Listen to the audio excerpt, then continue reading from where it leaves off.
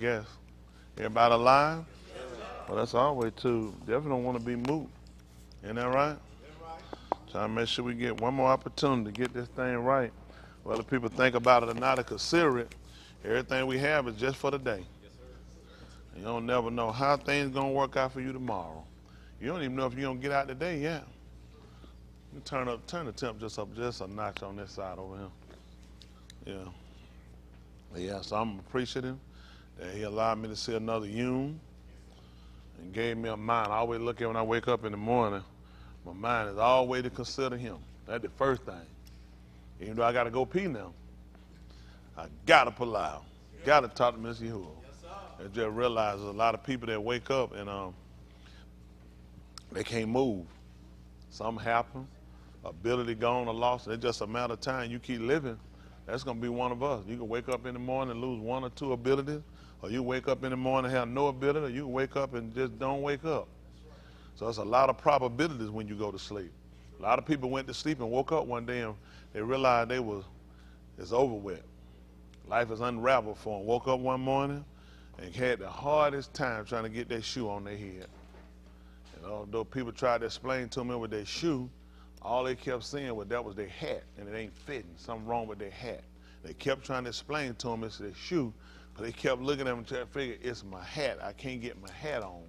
Now, you could be in one of them situations. You ain't got to be old for it to happen. All you got to do is be living. If you're living, you're a candidate for a bullet, a car wreck, a heart attack, a stroke, anything. Cancer, blood clot, heart failure, whatever it is. If you living, you're a candidate. And I don't think that's something we really think about. We just kind of take for granted. Like we said, we got up as Christians would even say they thank the Lord for another day or whatever it is, but people don't consider it's more than just thanking for another day, because the fact that you're awake, you're also a candidate for something. According to Shaul, who they'll call Apostle Paul, he said, we which are alive are always delivered unto moot. If you're alive, it's just waiting to transfer you over. You get handed from one hand to another. You're in the hands of Kai now. They eventually got to transfer and hand you over to moot. And the whole thing is, you don't know when, and you don't know where. So we here to try to make reservation. Try to do some preservation that when that time does happen, because it's inevitable, it's got to happen. We just try to make sure he transfers us back over to Kai. I want to transfer from Kai to Moot back over to Kai. Kai alarm. Isn't that right? I want to live forever. But in order to do that, there are some stipulations we all got to meet.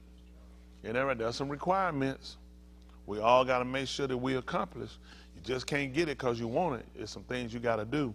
And I was telling on last night after we went out when I was talking with you guys about how a lot of things start with your mental. If you look, the most important thing of being saved, salvation, you have to believe. You have to believe. And you just can't believe anything. You got to believe according to as the Katab have said, which are the scripture. You got to believe it just like it said it. But as easy as that sounds, it has to be explained to you in a way where it's comprehensible, or not comprehensible, but be able to comprehend it in your mental. You just can't believe. Like a lot of things we believe, you couldn't comprehend it. You could believe it. You could believe it, that he died and he rose again. How many of y'all believe before you ever heard that Jesus died and rose again? I believed it. But how? He died. What did he do? He rose. Okay, how? He died. So you don't know the answer. You don't even understand the premise. See, the Aleph have given us so much intelligence. There's no way for me to understand what I understand without the Aleph. It's just not possible. Because it all allows your mental to conform to understanding. Him dying and rising again makes absolutely no sense. Absolutely none. From common sense, it just does not. Except you understand the Aleph and you understand the Noon. That a seed has to die in order for it to live again. It makes sense. It doesn't even make sense of why he got up again. He got up for justification, but why? He was dead. Why did he have to get up? Unless you understand that he was the seed, which is also conjunction with what? The Noon. Also with the sun, right? A child is considered the seed. Hello? So we understand how important it was for him to die. Him being the seed of Abraham made him the son of Abraham. But then we look at a seed. In order for a seed to flourish and become more abundant, what does it have to do? it makes sense that he had to die. Hello? Yes, sir. And then through that is how he begot us. That's typically when a father has a son, he's looking for his son to bring in more heirs.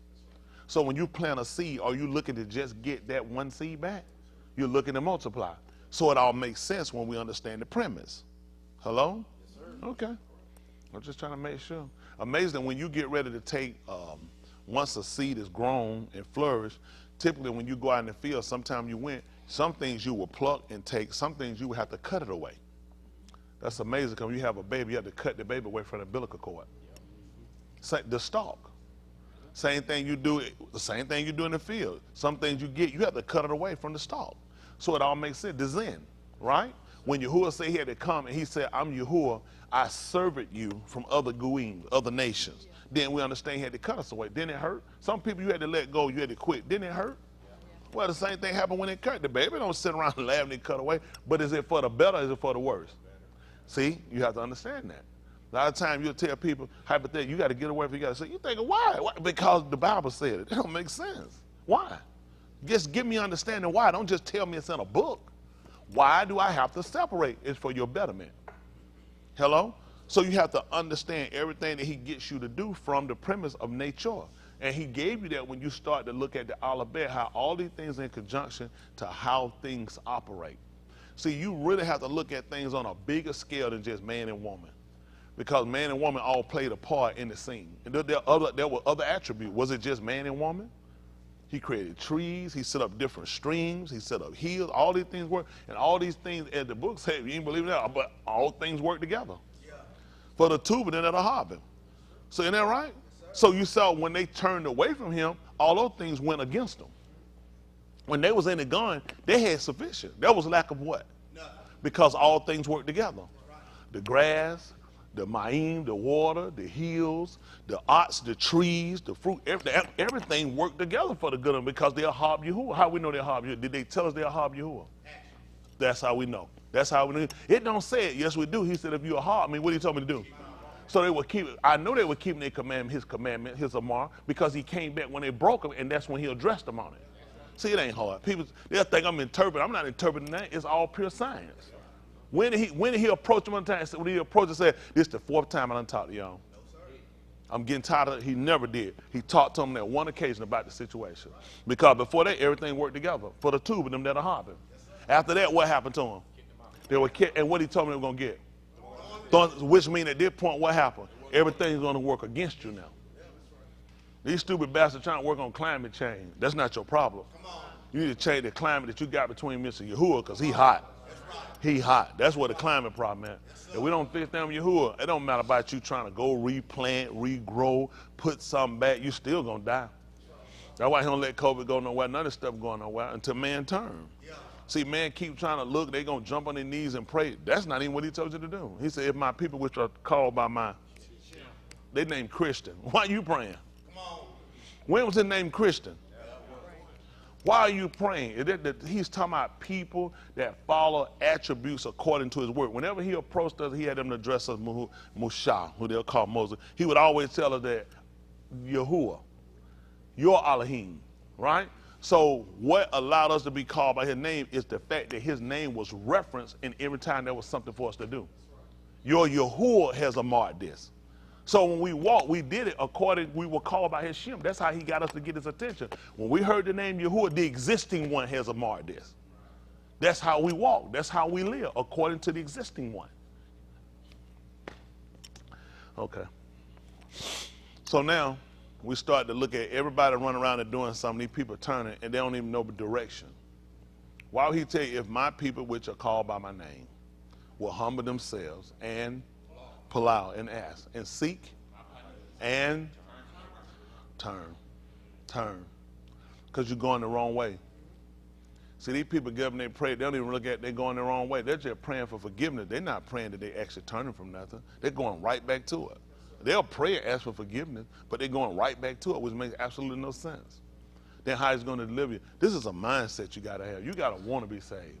You got to really desire to be saved. You got to be willing to do what it takes to be saved. Hello? Okay. That's what you want to do. Just go ahead and just piss in the wind. think something just going to happen. Nothing's just going to happen. Everything's going to happen just like he said it. Just like he said it's going to happen. As Balaam told Elohim was not an Ish that he should lie, Kazal. Neither is he the Ben of Ish that he should. That's to make sense. He's letting you know, I wasn't born from no Adam. I didn't come from you. You came from me. It don't make sense. I'm not the Benny. Why would I be repenting? If I said it, that's what I'm going to do. And have I said something and not made it good? And that's what he said. Behold, he gave him a mar to Barak, which will bestow a benefit, a gift upon him. And you know what he told us at that point? I cannot reverse it. Letting us know, ain't no man got no power over you. They had to get it from Elohim. That's what Yahushua recognized when he talked to Pelotus. Pelotus told him, said, I have power that you live and you die. He said, you can't have no authority over me except it giving you from Shamayim. We the only people think these people got power over us. And that's how they serve. They got guns, they got knives, they got pepper spray, they got tanks, they got missiles, they got planes, they got helicopters, they got all kinds of technology, and they can't do nothing unless Elohim let them. That's right. See, that's what they use to make us afraid. That's what they do. We saw Mizraim, we were afraid. They had horses, they had chariots. Who wouldn't be afraid? We on foot. We got our kids, we got our livestock, all we got the clothes on our back. These people coming, they charging us. He said they'll be thrown down. Hello? Okay, that's what we do. A lot of times people try to make alliances. They try to make it with people with strength that can help them in the time of. It can be good to a sense, but the best relationship you can make is with Elohim. Because he the person got the power to take down everybody that you got a relationship, including you. Sometimes he'll take down people around us. You know why? Just to show us, don't ever put your confidence in nothing more than him. I've seen it. I've been involved with it before. I watched him take people down just to let me see. This is why. Don't ever have your confidence in man. Hello? Yes, sir. I'm just being honest now. That's how we got to do it. If you're going to get right, you got to get right with acknowledging the truth. What's your problem? Do you need to be saved? Yes. Do y'all feel like you want to be saved? Do you need to be saved? If they're need, or you saying it because that's what you've been told? Yeah, but you got to understand that. Are you in a detriment? Are you in a critical situation? You know, you can go to the hospital and you can register in, and you can, show them where your fingernail, where it kind of broke and it's not connected where, I'm talking about, the edge of it that you clip, and it's kind of broken, it ain't all the way out, and you can go in through the emergency. And they'll probably take you right in the ICU. No, why not? Not that urgent. You don't need it. If people in front of you, they're more pressing. And that's what happened. Just like when everybody was throwing in Yahushua and they were trying to get healing, there was a woman that crawled up and touched the hem of his garment. And he told him, somebody touched me. He said, somebody touched me. And the Mathida, the Talmudim, which is his taught one, they tried to look at, this is kind of crazy. You saying everybody's touching you. He said, yeah, but I perceived it. Virtue went out. And all right, she had a more dying need than what they had. Hello? See, you got to prove, first of all, that you got a case. Oh my goodness, that's amazing. I can just go file something on Chris right now. I can go file a case on him for shoestrings. And they can actually put those charges down, and they'll send a letter possibly in the mail to you. They'll look at it, when they get to court, they'll run, man, get this junk out of here. There's no need for this. It makes absolutely no sense. You're saying you need to be saved. What's your case? Have you considered your case? Yes, sir. Hello? Yes, sir. Oh, okay, I got you. You ain't got that far. You just gonna jump up there with it, and that's what you're saying you got. And that's probably why you ain't got it, because you don't even understand why you need to be saved. Somebody need to be saved so they can get a husband. Somebody need to be saved so they can get a wife. Somebody need to be saved so they can get a house. Somebody need to be saved so they can get a car. I assure you, he wants you to get that junk out of that courtroom. Yep. He's not interested in hearing your case. You need to be saved for the real reason, because you perishing. You perishing. You dying. Every day you dying. Y'all hear me? Every day you dying. You leaving here. And you know what most people do? They get on some deathbed and they start looking at, it's time to start making a change. I got you. I don't know what kind of work you can do it for them on a deathbed. Hello? You can try it if you want to. It's not rational. And that's why people wind up falling. Let me tell you something. Christians are the biggest liars on the planet. I'm not just criticizing, I was one. And let me say, it's not intentional. It's the fact that the way they've given you something, you accept it, and you never really question it. You never really endeavored into it to know enough about it to really know what you're doing. And because so many people have been doing it, they've been telling about patriarch people now. Mother so-and-so was a saint, and she went, and father so-and-so, and deacon so-and-so, and reverend so, and you just following the pattern, and people just telling you lies. And the truth be told, people don't know.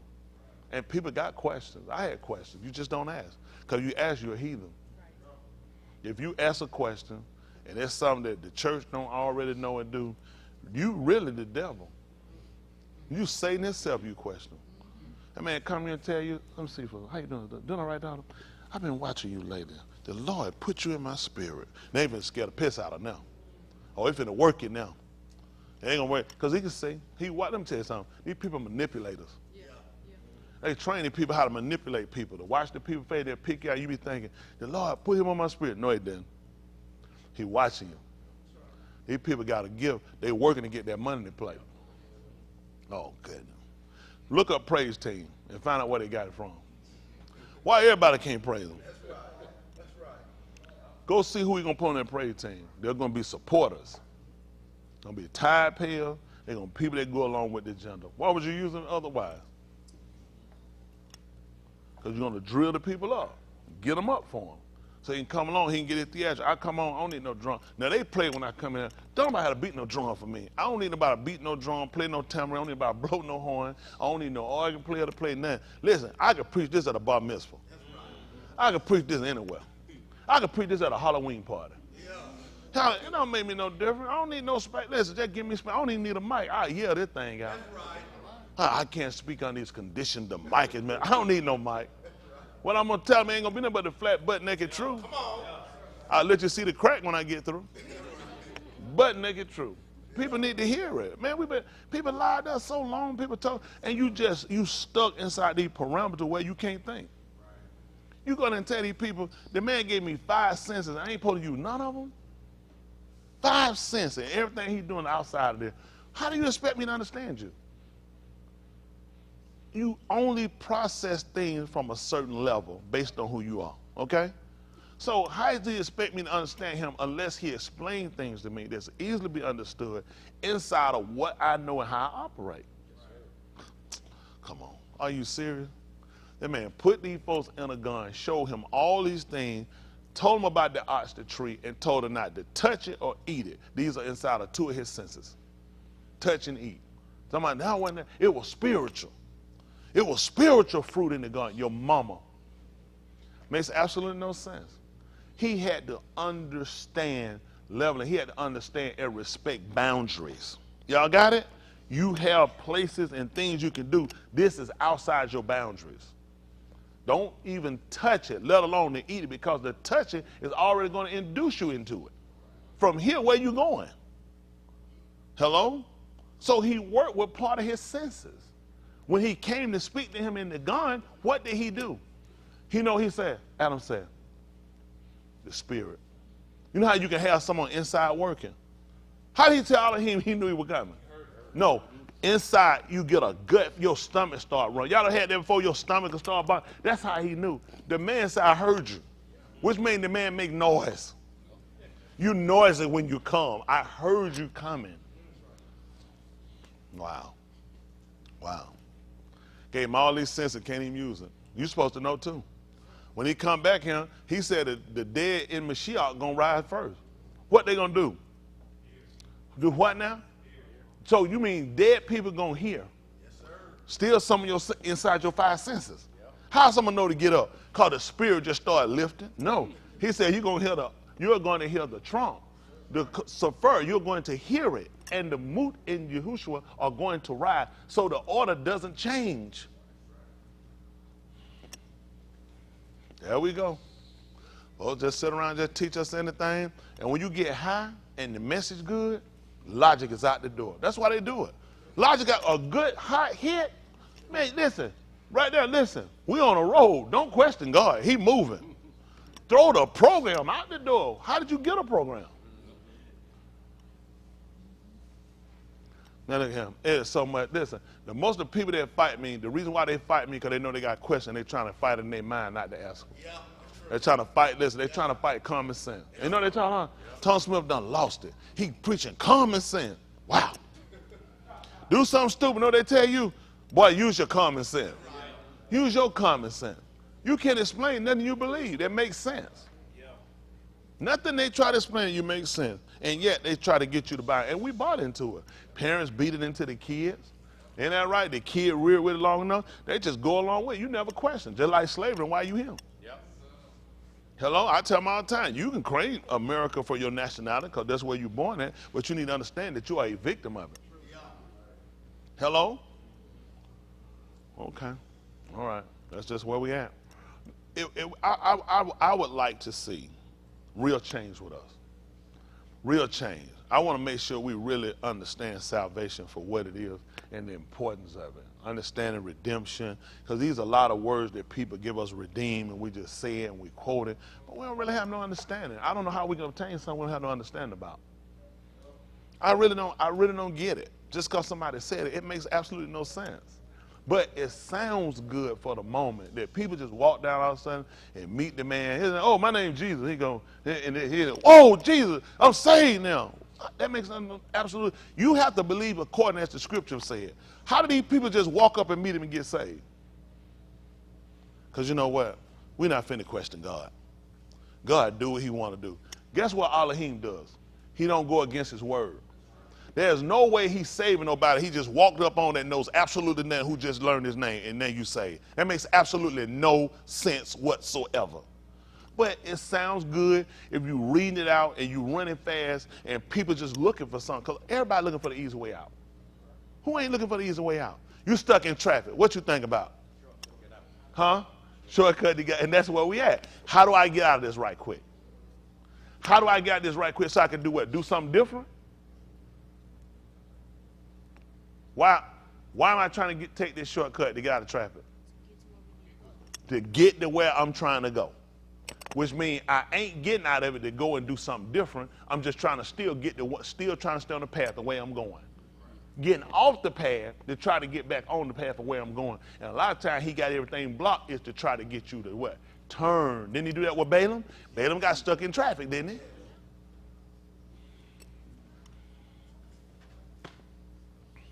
Our people don't think. That's what I want us to do. That's what I'm focused on. I want to focus on hearing him. Shama, with the intent to do. I want to understand why. I don't just want to be saved because somebody told me to be saved. I want to understand salvation. See, when you understand the heights and the depths of Elohim, then things are, you don't allow these things to just be so controlling about you and over you. You know how many restrictions people have put over us on their own mandate? You really don't have a book for. Let me say this. Some things are good premises, okay? But let's learn premises from what's actually written. I don't want to say biblical, that's their term, but actually what's mandated. And because things are mandated from the book, there are premises that make sense based off of that. But something they put on us, it's just fear tactic. It's fear tactic. More women get knocked up in church than in the well. More dope get smoked, more liquor get drunk, more bills get popped from church members. I'm not criticizing because people looking for it. People looking for ways around. People looking for ways around. They want relief. And sometimes that's why people don't just start smoking drugs for no reason. People looking for relief. People trying to get stuff off their mind. But we got to teach them how to bring it to the forefront so you can address it. A lot of y'all be surprised how many things you put back in your mind. Unlike y'all, I bring a lot of my stuff to the forefront. My wife, she said, you just tell folks you don't be. I said, why? I mean, that's where I'm at. People need to know where you at. You need to know where you at. That's where you know whether or not it makes sense or not. People hide. Anything you deal with people in psychiatry is to get them to bring things back up. Start with the childhood, how your rearing started, how things happen after that. What got you to this point? Because all the things we look at, what got you to this point? Like you here, what got you here? Can one of y'all tell me what got you here? Who? Fear of dying. See, that makes sense. Anybody else? Because I know that everybody ain't got the same story. What got you here? You was exhausted. Of what? That's right. Want to know the truth before he died, he was exhausted. So you got to make sense. What got you here? A lot of times people don't. They get up, stand up. Why you come and stand up, good man? Give him a hand clap. Come on. This brother here want to be saved. He want to join and be a member. Don't you want to join? You stand it like you don't want to join. So sit down. We'll, this week. Come there next week. I just you. But you know what I'm saying? Tip you get people. You know how they folks get you, and they don't question you enough to really make sure, is this right for you? I'm just being with y'all. This is the truth. Salvation ain't for everybody. It could fit you, but that's not where you at. Hello? Listen, therapy ain't for everybody, because some people going to tell, like, you know the first thing they do? I ain't going to let them get in my mind. I'm going to try to see. I'm going to just tell them somewhere, and they ain't going to be able to help you. Sometimes you got to get people. I had people I dealt with, you know what I tell them? I said, I can't help you. I can't help you. I had a lady one time, and she came to counseling, and she worried the piss out of her. I said, all right. I sat down and talked with her, and she talked about how, y'all don't even tell people stuff, but you need to hear this one. But she would tell me about how her husband wasn't treating her right, and how she does everything this man wants, and he just will not treat her right. And I'm sitting here this lady, I'm listening, talking to her. She said, you know, I cook, I clean, everything, and this man comes home and tell her to get her stuff. He want her out of there. I'm trying to figure out. I'm trying to figure out what happened when she said I gave this man everything, sex. I mean, clean up. I cook. I keep the house clean, everything. And this man just, you know, he just lost it. He want her out. Just get out.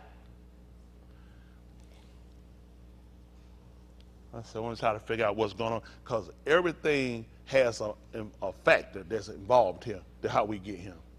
And I want to know, how did y'all get to this point? What you doing out of he getting the sex, the house is clean, dinner, when he get home by it, dinner cooked. This trifling nigga, no good nigga, comes home, he want her out of there. I said, how long y'all been married? 1 day. They were married 1 day. He met her, got drunk, and decided they got married. When he sobered up and realized, and she was ugly. She was ugly. So I already had some stuff processed in my mind earlier. But I need to know how we got here.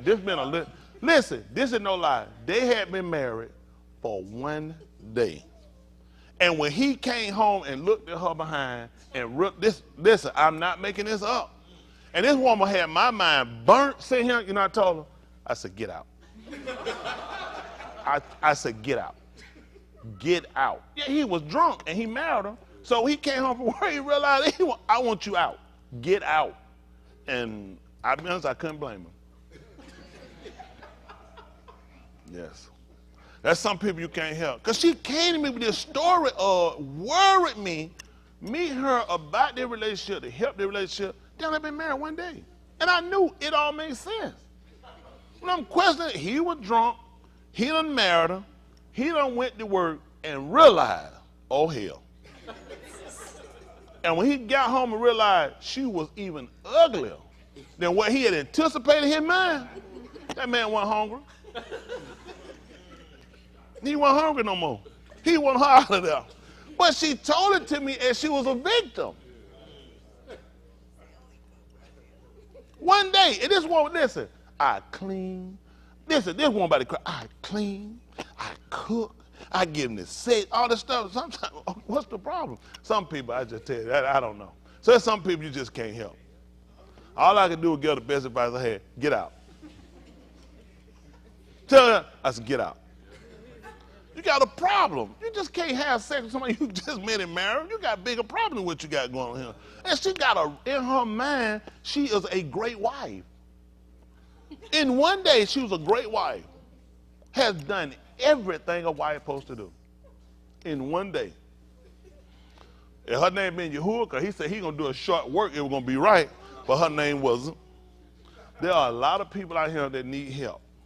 But the help and the way they're trying to go about it, they're not revealing enough about the truth to get them the help. People like to live lies and figure, I'm trying to get help without exposing enough of myself. And the reason why I tell y'all that, that's why a lot of people can't be saved. You don't expose enough of yourself. Okay, I'm telling you, just like she did. She wanted help without revealing. I had to pull this information from her. Because I'm not a fool, nothing just happens. There are some other mitigating factors that you're leaving out, and I need to know the whole situation so it makes sense. You got what I'm saying? But she wanted to try to get help from the point of she's a great wife. She does everything a wife's supposed to do, and this ingrate, this unappreciative nigga. You see what I'm saying? And this is what we do. We come to him and we don't tell the whole truth. And then you want to know why you're still in derision, why you still got the same situations going on, because you haven't been forthcoming. See, our book talk about confessing our faults one to another. Be forthcoming. Why? Just when I hypothetical. You said you felt like that. What made you felt like you were going to die? You were gonna need to be here. You don't mind me asking? I was kind of having the same recurring dream that you do something, you die, whatever, you're gonna die. No. That makes a difference. See, certain things aggravate. That's like they talk about agitate, aggravate. Just like when you put sugar inside of some drink or whatever, you aggravating it. Because it's sitting, it's resting. So you start to stir it up, agitate, aggravate, the same thing. Some aggravate, there's some aggravating things. That's what happened, brought me here. I kept seeing myself dying. I kept feeling like as quick as I could step, he was on my heels. It's like you ever had somebody like step on the back of your heel? It's like he was that close on me. It's like I could feel him breathing down my neck. Like people say, man, why are you breathing down? As a saying, I felt that he was actually on me that hard. It was pressing me. There was no other option. I tried every other option. That's how I know it wasn't no other option. I ain't saying, I just felt like, no, I knew I tried other things. It wasn't working. It didn't work. That's for me. That's why I tell some of y'all, if I had to do it again, I wouldn't take you. I really wouldn't take you because you're not there yet. You're just not there yet because you're still convincing yourself you're not telling the whole truth. You'll still hide some things that's going to keep you from being fully what you need. This is what we're trying to do is get Talmud complete. You can't be complete because you haven't met all the mandates. Okay. All right, I got you. There's no way. Why y'all think Yahushua said it was Talmud, it was complete? Because what? There's nothing stopping me from being or holding the position that you're giving me. There's nothing that can keep me from doing what you told me. I met all the requirements. But we do some stuff and we still working on some stuff and working on stuff. This is part of the lie where you don't tell the whole truth. You're a great member. You do everything I told you to do for 5 minutes. You ain't been truthful and forthcoming on the whole situation or why. A lot of times we want to question a man why he ain't saved us yet. Let's go back through your history and record and see what you've been doing. That's right. Not what you've done, what you're doing. That's right. Because I guarantee it's going to hinder you. You got to be forthcoming. You got to be honest. You can't have just the feel what people think about you. People already think something about you whether you tell them or not. A lot of times that would get us. We all worried about how people look at us and what people think about us. What you think about yourself? I told y'all that story when I paid that girl that time. That one I paid $5 and I had that whole titty to myself. Now, I didn't just get that titty in my hand for no few minutes. I stayed there and I spent the night for a while. And I held it because that was mine. I don't just give away no $5 for no touch it. No. I held it and I laid there with it. Because I spent my $5 and I just don't be throwing away no money. Okay? People say, ooh, that's embarrassing. Well, that's where I was. That's what I did. I'm not that person anymore. So I can be forthcoming. That's not a life I'm going to take on. Now, my wife tried to get her $5. And I said, no, ma'am, I paid before. Isn't that right? I'm not paying no more. I done paid enough. But, you know, you got to be honest. And it's funny that people change through hearing other people just being honest. People done heard all kinds of people, these mystical events that happen. And God came to me one night and stood me up by my bed and had me on my feet and started showing me the love of Jesus. And folk be saying, man, stop your lying. Tell the truth. What did you do? What did you do for that to happen? What did you have? What happened to get this situation? Because people just don't tell us the truth anymore. People just tell us lies. You got to have a need. Even with Musha, who they call Moses, he didn't just come into an event. Look at how all the things that occurred in his life, him being born in a time where they had a law to kill, to exterminate, to abort any of these male babies. From that having to be, he was actually in foster care. Yep. These guys got a story about them. Oh man, I grew up in foster care. So did Musha. Yep. He grew up in foster care. Being taken care of by whole nother nation. Huh? And then being reeled up, he knew on the inside him, which tell you about people. At some point, people know certain things. What gave him a mind to start looking out and searching out for his real parent? Because you know what you can start looking at? It's some things that y'all do I'm not comfortable with. Right. Now, some of my brothers and my cousins and my uncles and aunts and other people, they're good with this, but it's unsettling for me. The people who you're oppressing, for some reason, I feel a connection to these people. Now he could have did like we do. Listen, when God give you favor, as they call it, don't question God, just go with it. But he knew within himself something ain't right. That lets you know that people know when something's saying, I can't just go with it. Like these white people tell us, well, back then, you know, people did it. Back then, when Musha, he got to looking at, this don't make sense. This don't make sense to me. I can't see these people constantly being in this situation without something happening. And I don't want to be a part of a system that allows us to just sit around and be a predator on people that shouldn't even be prey to us. People that actually have been a benefit to us. Right. One of their own are the reason why we're still standing. Right. White people would never admit they wouldn't even exist if it wasn't for us. Right. Not one of them. White people wouldn't even exist if it wasn't for us. Right. They'd have been lost. The Indians would have killed them. Yep. Everybody they fought would have killed. Hitler would have killed them. Yep. They'd have killed themselves in the Civil War. Right. If it wasn't for bandaging them up, carrying them, hiding them, protecting them, shooting for them, fighting for them, putting out their fire, building their barns and their houses back, planting their crops and fields, white folk would have been non-existent. Right. One of the most unappreciative races on the planet. Oh, yes. They wouldn't exist if it wasn't for us. But Musha, after all of this, and when he came to grips with who he was, he wound up having to split ties with his own, what he thought was his family, to go and connect himself with a people like us. And then when he saw one of us suffering wrong by the hands of one of the people that he looked at with one of his, and these white folk act like they can't break away from their own people, he sitting up and he defended us. Yep. He looked at, I ain't worried about this my cousin, this my uncle, my third or fifth cousin, or my brother, whomever. I'm looking at, this ain't right. You tell me white folk can tell you caught in any position every day, you don't know what's right, because Musha knew what's right, and wasn't no book written. Come on, that's right. Wasn't no Torah written that we have today to tell him. Now they act like all of a sudden the book tell us what's right and what's wrong for us to know, not to kill and not to rape each other. He knew it wasn't right. That's right. He said, and seeing him suffer wrong, he defended him. That's right. And he slew him and buried him in the sand. And then when he saw two of us arguing and going back and forth and getting van, he walked up to try to tell us, said, y'all two the same race. Y'all the same nation. Y'all shouldn't be fighting one another. And you know one of our niggas, when we get high and we mad, what you gonna do? Kill us like you did one of the Mizrahites? He said, that mean that thing done got out. Yeah. I tried to help y'all out. I got to go. I got to flee for my life. They were seeking to kill him. Made sense for him to get saved. He needed salvation. They had a warrant for that man's death, his arrest and his death.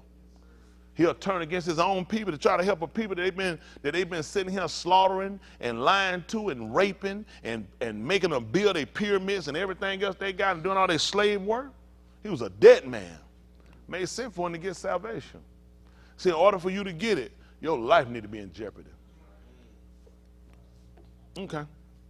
So that does something. I just can't have a bad marriage. You can get out there and stay by yourself, or you can go get married again and be an adulterer.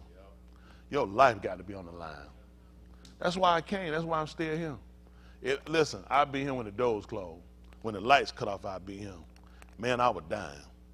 I was at wit's end. I tried it all. I tried it. I tried to forget it. I tried to go on and act like it wasn't nothing. Maybe it was just something in my mind. Maybe it was just something just come in a certain time, just keep smoking, drink to try to get out of your mind, and they come right back. Right when you sitting there and you laughing, you going. All of a sudden, laughing, I started crying. It kept on troubling me until another realized you had to put it out. You had to put it out and realize it's going to be it. I got to stop it. It ain't working no more. And it just he was getting closer and closer. Death was getting more and more imminent to me to get me to that point of realizing I ain't got no choice. I got to get right. That's why I ain't been in and out the door. That's why I ain't been lurking and seeking to get nothing. Man, I know who saved. I know who delivered you, but you got to want it. Because I've been through a lot of tests and a lot of trials. You know they like to come and feel like you there, and then you find out the whole religion is a lie. What you supposed to do at that point? What you supposed to do at that point? You're supposed to give up. You're supposed to quit. Because if the religion you was in is wrong, that means ain't nothing right. But that's not the truth.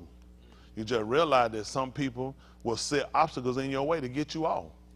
And that was never my mindset to just quit and go do nothing. I know it's a higher power.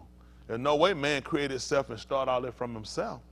There's an intelligence that's bigger than what we got, and I want to seek that intelligence. I want to know what was his name.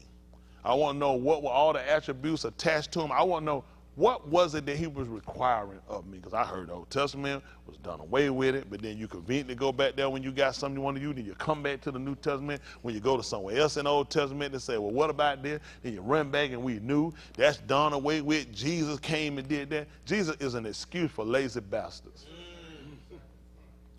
That's what white people gave it to. It was an excuse for their behavior. Jesus came, then he gave them knowledge. That's why I know he ain't been here long. You didn't have knowledge long enough. I didn't need to read no book. Let me tell you something. Before I had knowledge of the Bible, as far as knowing what it said and order of it and how it worked, I knew it was wrong to rape a woman. Yeah. Any color. I didn't need no book to tell me that. Right. That's common sense. That's right. I didn't need the book to tell me I ain't want to just go around just killing people.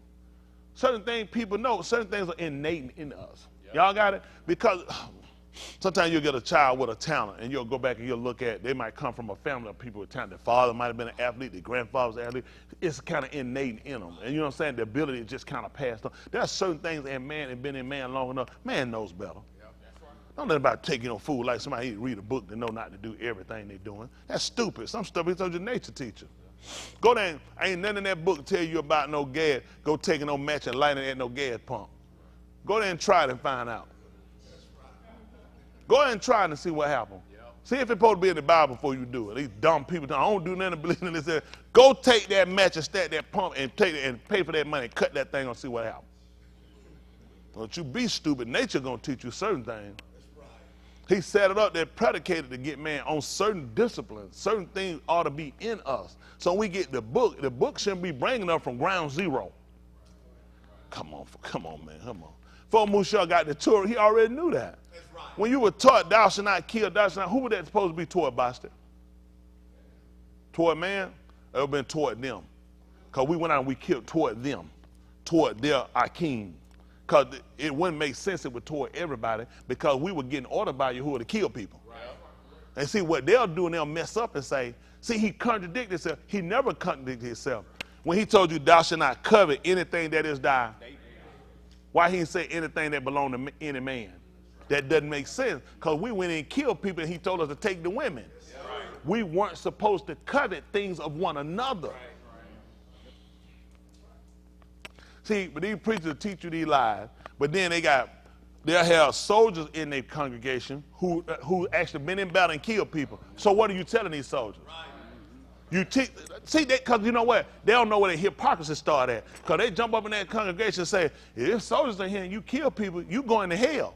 How that going to work? You got patriots. You got people that patriots in that place, so I'm leaving. Yeah, right. But the book said thou shalt not kill, because they don't have no understanding. You were not supposed to kill your own. That's why Musha stopped them and said, bro, this shouldn't be among us. Yeah. Even when Yehuda and them, when they hated Yosef, they put him in, they were going to kill him. He let them know. He said, we can't kill our brother. Right. Listen, there was no Torah written, and they knew they couldn't kill him. Because it doesn't make sense. Like it didn't make sense for us to kill Yahushua. These dumb bastards run around, you know we killed Yahushua. Your mama did it. That was the argument, that we were not going to do it. That's why we gave him back to Pelotus. We told him, no, we're not killing our op. That was innately in it. We knew we couldn't kill him. We gave him over to them. Man, these people tell us so much stuff, we don't even think. People don't think, so they leave you. Listen, you be flabbergasted when you sit in these churches, because you have no understanding of things. You need somebody to explain things to you to where it makes sense. It makes sense that he told him it didn't look right, it didn't make sense for two Akim to be fighting one another.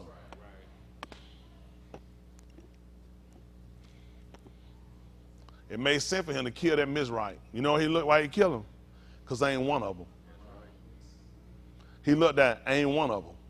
That's why it made sense for him to kill him and to stop them from killing each other. See, because they ain't got no thinking. Why would they process it like that? Christians don't supposed to process nothing. Christians just follow blindly.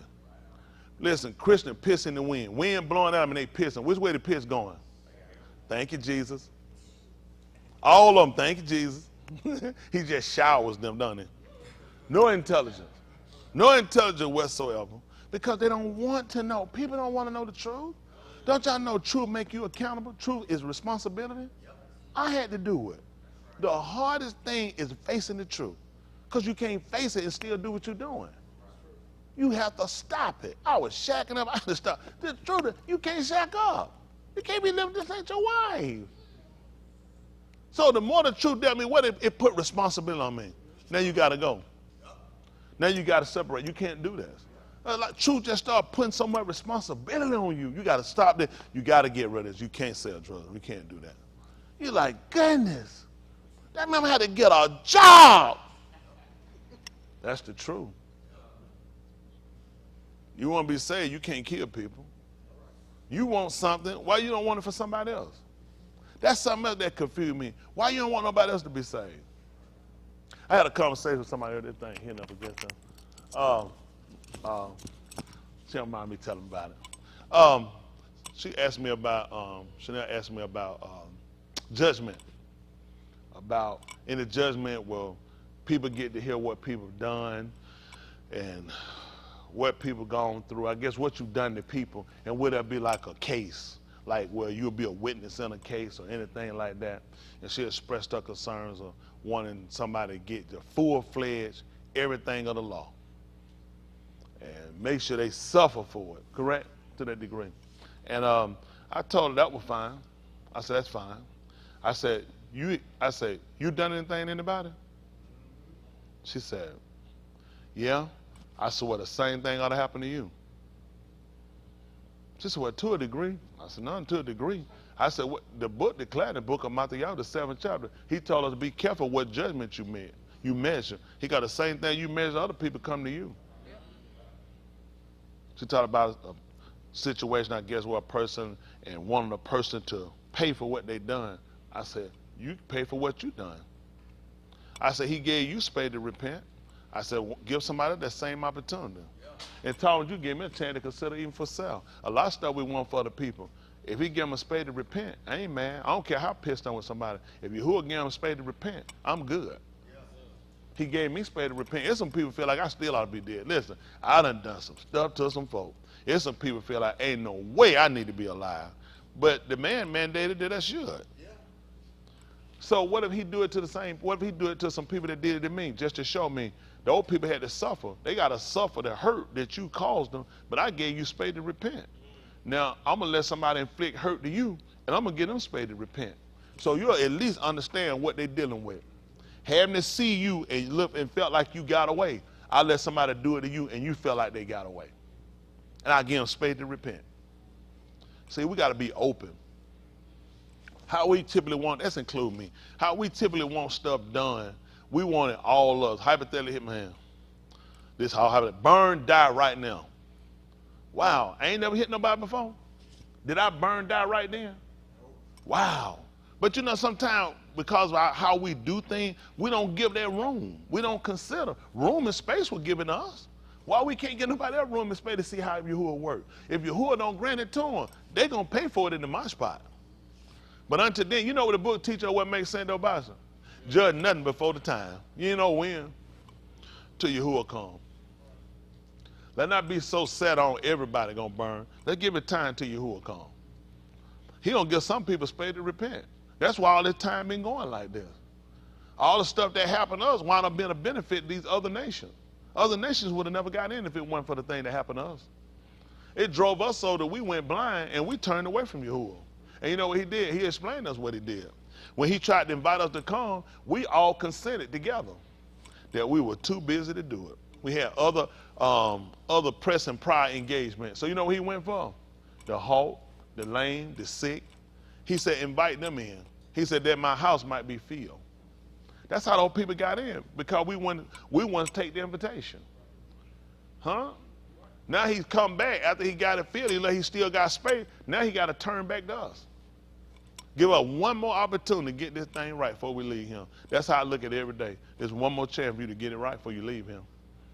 If I don't get it right before I leave him, you don't get it right before you leave him, ain't nobody fault but yours. Don't let nobody tell you no lie. Ain't nobody fault but yours. It's your responsibility. You got the choice. You got the power. You got the mindset to do it if you want to, but if you don't, then you'll make excuses just like everybody else, and you still waiting on the Lord to come do it. It'll never happen.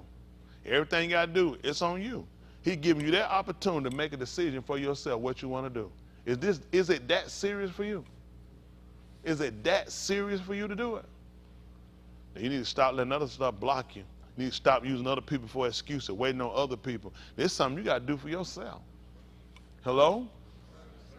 Well, all right, I'm making sure. I'm going to take this other thing still hitting up on him and me. But what we're going to do, we're going to get ready to move forward. We're going to see what thus say Mr. Yahuwah, and see if we get some understanding. How about that? Yes, all right. All right, we'll let them get ready to sign the Kato Sarah. And y'all go ahead and we'll get ready to move from now. See how Mr. Yahuwah see fit. Y'all see that back? Stomach? Somebody can. You got to work on that. Oh, they don't want to do that. Them just going to run. They be running. Really going to try to kill me. What I'm trying to kill you for? I'm trying to kill that. Whew. We need men. All right, come on.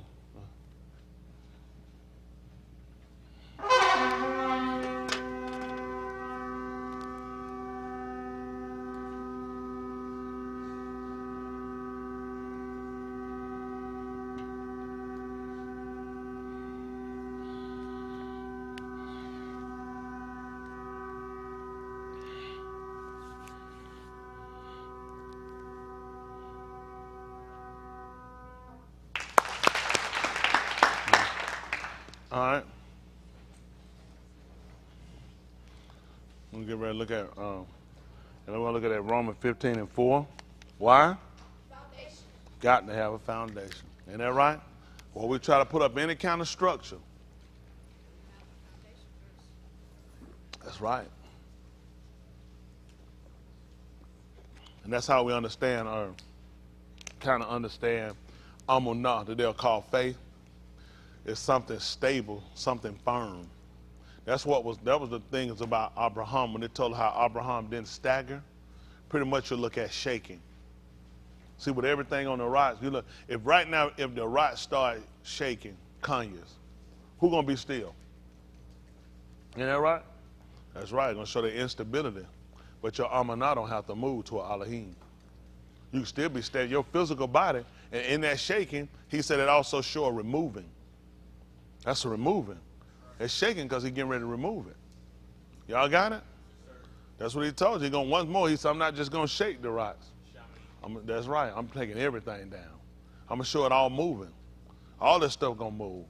But he's going to put something here that's going to be permanent that can't be shaken. And it's going to be solid, just like our amanah has to be. Something with some stability, something that's firm. That's how you build. They check the foundation, make sure it's firm enough to handle whatever you're going to establish and what you're going to put him. And what Elohim get ready to do is move everything else out. It won't support what he got. That's why the people shaking. Hello? They won't support what he got. Hello? Okay. All right. Y'all keep on wondering, whatever you're doing, but y'all better get conscious quick. That thing coming to an end. All right, this is Romans 15:4. We're using the word program. The word program. Yeah, for those at home, I tell them again, this is the Latin. This is this is the English translation of the Latin. This is the King James perversion. He's perverted. The people who put this together, who got him to sign off on it, they had a whole nother intent. And it wasn't about you being saved. It wasn't about them knowing the truth. They were trying to secure the position of the Catholic Church. The same church that would have been torn down. If it wasn't for this King James perversion right here, the Catholic Church would have been torn down. Most people don't even know that, do they? Hello? It had been torn down. This is why you got it. They never went because this book was never written because they were concerned about knowing the truth and knowing what, quote unquote, they call God had said. The Catholic Church was in disarray. The Protestant Church started because they were people that broke off from the Catholic Church. The Catholic Church, sexual orientation of men with kids, but you can't have a wife that'll kick you out, has always been prevalent. This is nothing new. I don't know why they try to come on with these scandals. It's always been a scandal. This has always happened. Since the start of the church, little boys have always been sexually molested by Catholic priests. Little girls have been sexually attacked by the nuns. This is not new. I don't know why people keep showing them like, oh, we have another what investigation? Notice every investigation has never shut the church down. Congress, the Senate, most of these people in here are Catholic. When you talk about that Christian, Christianity is broken out. Catholicism is the whole premise base of this whole thing. I'm telling you for a fact that these people are the same Satanites. Congress do all these investigations. Won't Congress shut it down? Hypothetically, let's say I'm in here, I'm molesting kids. They gonna let me stay open? Nope. What they gonna do? Why they won't let me stay open? They gonna look at more kids get molested, shut me down. Get me down. Gotta get me out of here. Why the Catholic Church ain't been shut down? Rome hasn't shut them down. Nope. England not gonna shut them down. These people in America not gonna shut them down. None of these South American countries gonna shut them. They run through South American countries because they're running through them kids. Yep. Listen, they in Africa. You know what big in Africa? Nigeria and all. Their kids don't go to school every day and come home. You know they keep their kids and send them home for the summer? Oh, yeah, they don't have school where the kids go to school and come home every day. These kids go to school and stay there, and they tearing their behind up. Yep. Most of them kids tell you they went to Catholic schools. They were ready. If they weren't molested, their friends were. It ain't gonna be every one of them. It's such a large body of them, though. Okay. They ain't gonna talk about that, though. They're gonna tell you about these terrorists and everybody else. You don't think that terror them kids sit here and they religious leader laying on top of them? You don't think that's terror? These kids getting ran through by these guys? And the Pope won't say nothing. The man named Pope, what you poking? Them little boys in the behind? And these people still leave them now because they don't care. All right, that's the base of their religion. But I know one thing to get them kicked out there. Tell them to start liking a woman. Who don't know the answer? Let them get married. How does this work? You can't have a wife. Where you get it from? And then they said, this is the thing they following Peter. You know, Peter was the first pope, according to them. How many of y'all didn't know that? Okay. The Pope wears a ring on his finger. That's actually what they'll call, they'll say that's Peter's ring. Most of y'all don't know that, do you? When you're the Pope, he wears a ring. They'll say that's the ring that Peter wore. We're talking about who they call Peter, who had a wife. Yes, sir. And we know that because he had a mother-in-law. Yeah.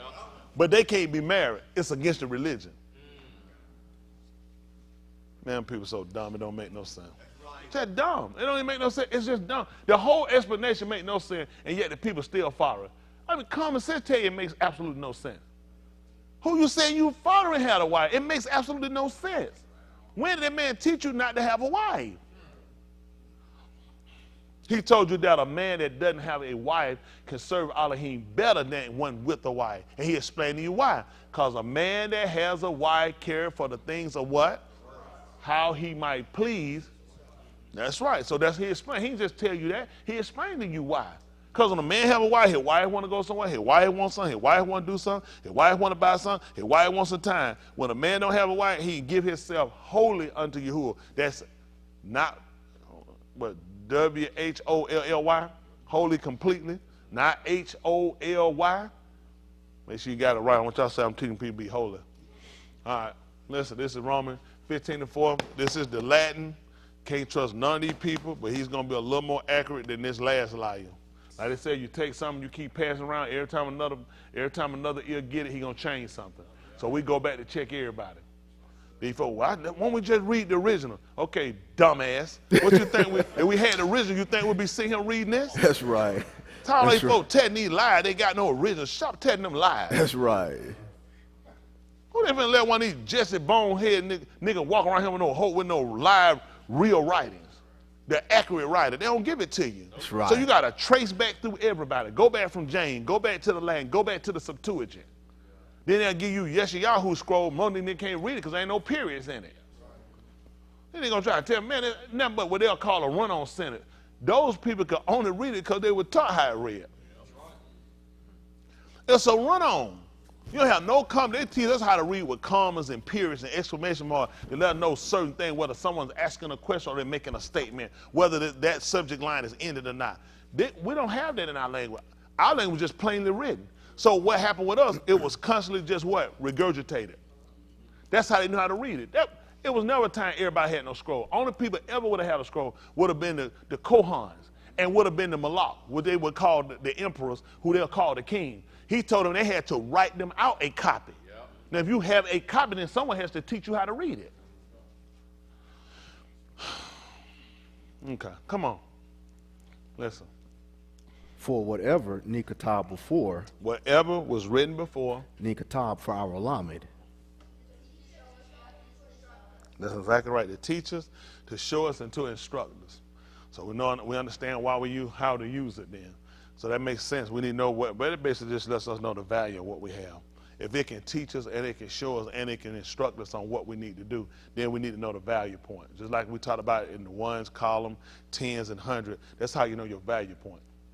Somebody hand you $1, they hand you a bill, and it's got $100 on it. You know, oh, this is a $1 bill. Then you don't know the value of it, do you? And I guess that's what we were doing with the book. We were reading it and we didn't know the value of it. So they use columns, don't they? Those columns teach you. So to learn is to teach us, to show us, and to instruct us on what to do. So that shows us the value of what we use. You don't know the value. Why do you think people hadn't properly used it? They don't know the value of it. That's why they're selling the coffee table and rot. They don't know the value of what they got. They just look at the front. It said Holy Bible. That's it. You put it on your house, on the coffee table, so your house will be blessed. Huh? Come on, that's what they do. That's why you get it. That's, you know, they walk in, this is a blessed house.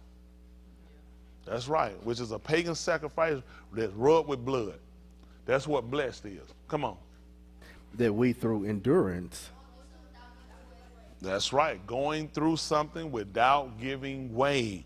That's what it's going to teach us, show us, and instruct us to do.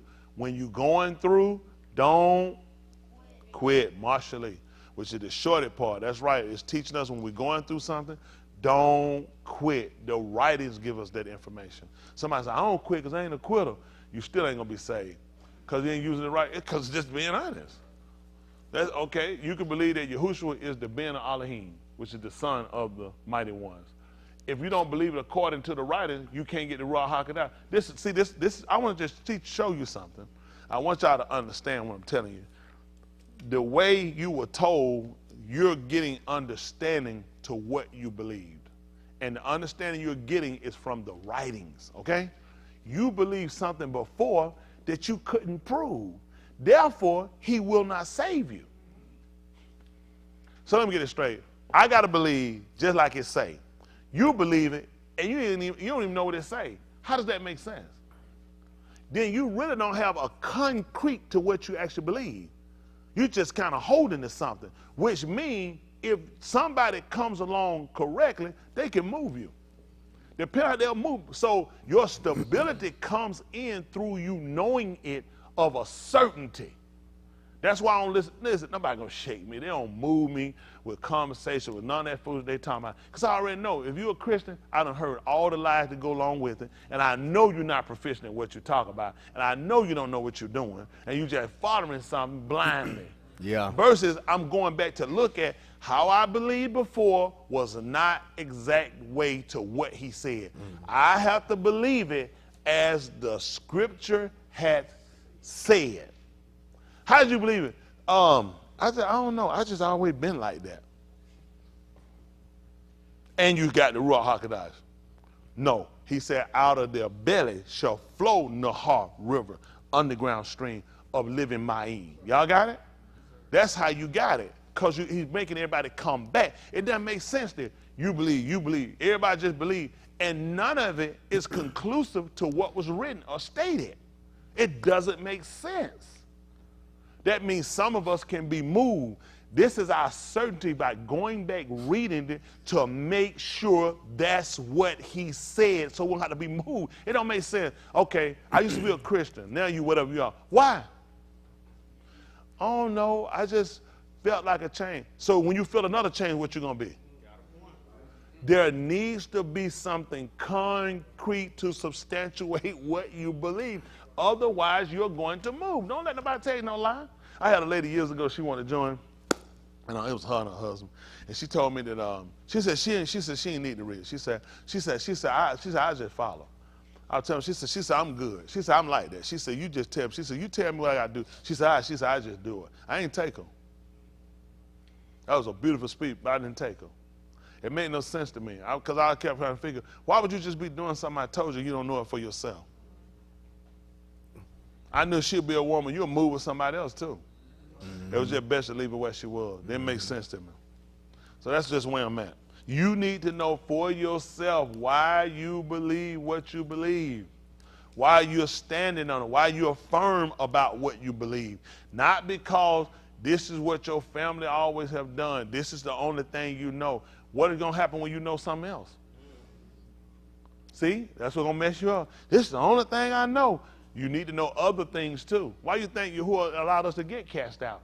Because we started lurking after other religions. We started seeking after other gods. And that's what drove us back to realize when we went out and tried them, they don't exist. Yep. Yeah. They don't exist. That's how we know. We tried. I ain't going to say Jesus don't exist because I just don't want to believe in Jesus. No, I know Jesus don't believe because I believe in Jesus. And I saw the workers of Jesus. And you realize you don't even know enough about what you're talking about. Yep. You know it don't. Jesus is a made-up lie in people's heart. The whole thing's just a made-up lie. And people just don't want to admit it, tell the truth. You can't substantiate what you believe. When people can show you the name don't even exist and you'll still keep driving going at it, it's crazy. Yep. It's crazy. To tell you there's power in it, how's it power? It ain't been here long enough. What was the power before it came? That's crazy. That's crazy. Okay. Let's go. In Nahum, consolation first. I heard that reward. First of all, it's consolation. Nahum, to console. So that's what the writings are for. Why? You talking to the people, he already knows the makeup of man. Okay? Think about it. Whatever was written before was written to teach us, instruct us, and to show us that through endurance, going through without quitting, without giving way, and consolation. He already knows. Because you're going to read some stuff that's going to hurt you. You're going to need something to console you. Mm-hmm. Hello? You're going to need consolation. Hello? And part of that consolation for us is the reward of what we look to seek at the end. Hello? Some of us going to go through, we ain't going to never get the success that we're trying to adventure after in life. And for some people, that's going to be a crash. But if you be named among us, you be with it, you ain't going to ever be without. That's part of your consolation until we get to our reward at the end. It's not possible every one of us going to be successful in something that we do in endeavor. But one thing about it, you can always have harmony, though. Hello? You can always have, as Dawood said, he once was young, but then he said he was old. He said, I ain't never seen a Sadiq forsaken, and nor I seen his descendant beg for no bread, which is Lacom. So you stay among us and do what you're supposed to do, he keeps sufficient for you. Sometimes people just don't want it. You want what other people got. You learn to be, first thing I tell anybody, you learn how to be satisfied with what he give you before you try to get something else. It's true. I've always preached. I tell my wife all the time, want something else? First of all, I need to take care of what you got. That's right. Show them you appreciate what you got before you get something else. That's right. I always been, I don't believe in that. I don't go around throwing no food in the trash unless it's disgustingly nasty. I just don't do it. I ain't grew up with that. We throw no food in no trash. Just throw it in the trash. No, I don't do that. There's a lot of folks, you mess around after a while, you got to go back and eat out that trash. Yep. I learned to appreciate what the man gave you. So we done got that day now, man, we to cook food, if we throw something in there, it'll be a little something left, they going to the dog. We ain't cook no stuff to throw nothing in no trash can. Yep. That's a waste of done time. That's right. Now, we became like white folk, we wasteful. Yeah, yeah. See, they had so much abundance that night, they could afford to throw away stuff. We can't own. You couldn't throw away nothing. Nope. But get your behind that trash can and eat it. They not make you go in that trash can and eat it. That's right. Ain't play that stuff. Y'all younger generation, y'all used to that kind of stuff. Throw it in the trash, throw stuff in the trash. We ain't do no foolishness like that. You behind better get your behind and eat it. What your dad did, y'all throwing food in the trash?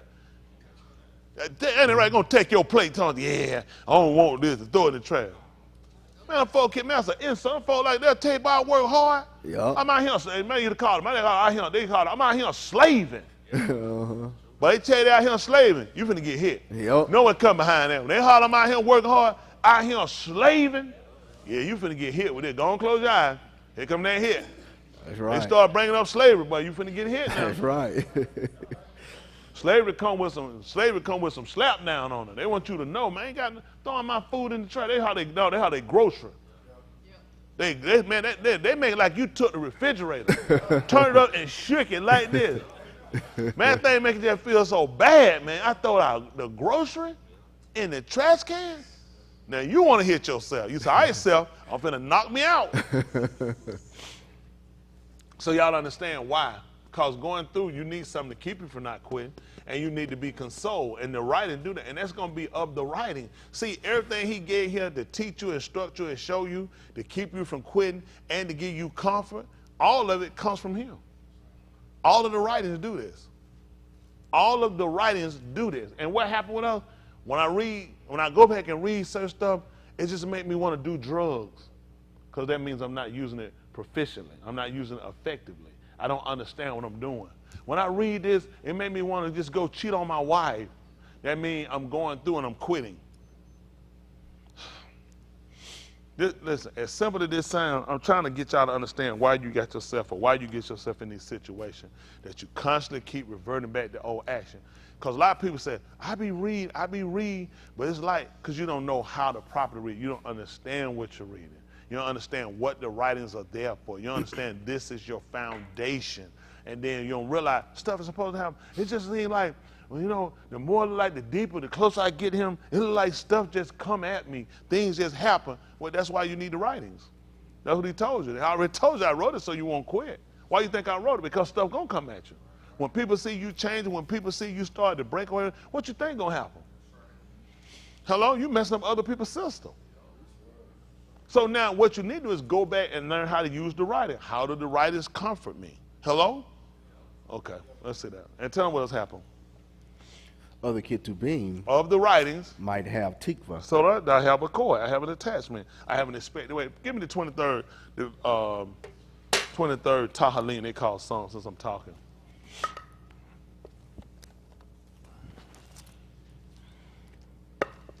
Let me see. Tahalim, that they call song, Tahalim 23, 1. Let's see how it go. Sir.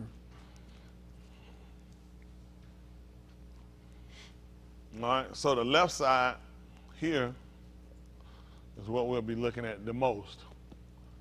This is the Greek, which is older than the Latin, the Douay-Rheims and King James perversion. And you can start to see what inaccuracies are. All of them got inaccuracies in them, but our goal is to try to go through them so when we get back to, when we find perfection, we know we got it. You got it? The only way to do that too is you got to learn the inaccuracies too. Okay? All right. You know how you know what wrong is? Yeah, after you done right, you went wrong. That's how you know. Hold on, you've been going away. So how many of y'all have been going away and you decided to take a shortcut? Have done it before. And when you took that shortcut, you realized it was the wrong way. How did you find that out? Guess what it do? Now when you get back on the right way and you go and somebody say, hey, let's take a shot. Won't you go, let's go down here. What you say? No. Why? I've been there. I ain't sure. That's why I ain't doing it. No, I already been down that road. See, that's experience. Experience teach you. You see what I'm saying? To know I won't go back that way no more. I already know this is going to get me off the path. It's going to put me behind. And I'm going to be further away from where I'm trying to go. And sometimes you can go the wrong way and it'll just be the long way. And you're going, no, you're not even going the long way. You're going further out than when you've had to find. I've done that before. Going and said, maybe if I keep going and I went somewhere, you be like, damn, I done got lost. Messing around. And realizing I should have just stopped. Immediately when I recognized it, turn back around, but I'm thinking, no, I don't want to turn around. I'm going to try to make this work, and it just get worse. And you just be like, and you use a sense of direction, because I went this way, and I was going that way. And you that road done wind and went, and where you going, you ain't getting nowhere closer.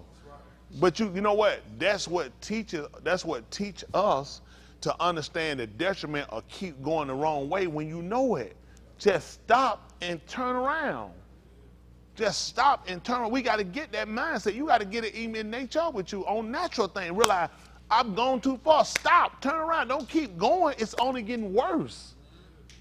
But you don't recognize it from nature. How you going to recognize it when you're talking about from the Ruachni, what they call spiritual? Well, that's what we're trying to get. All right, come on. Yahuwah is my Ra'ah. Now, Yahuwah, the existing one, is my Ra'ah, which is my... Hold on, let's look at what is Ra'ah, Basa. Can we look this up? I want to understand it. How about that? We quote this in elementary, Bible school, vacation Bible school. I went to vacation Bible school, Sunday school as a kid. Sunday school as an adult, no, I didn't go. It was terrible. It was terrible. To tend a flock, pasture it. Y'all got that? Okay, pasture it, you know, that's where you're going to fence it in where it can eat, so it can graze, to rule, to associate with, or even use as a friend. They'll put companion. See that? Words that he'll use, James or render, these words to keep company with are all kind of revert back over to Ra'ah. When Ra'ah also come up with causing to see,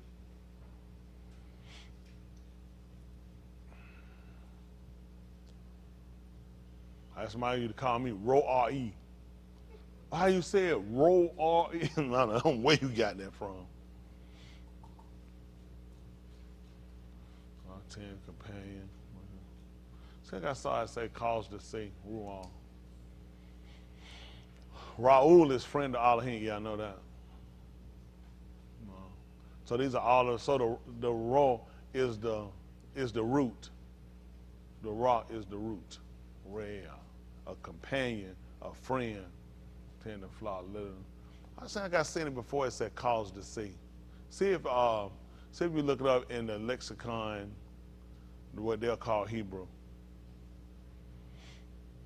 See what Briggs and Brown say. Because we know pastor.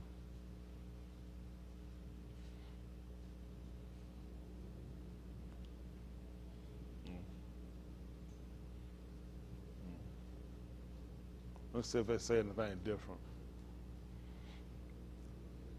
Because you're reading, all these people got their different versions of interpretation, ruler, teacher. Say, Old Testament, ruler, teacher.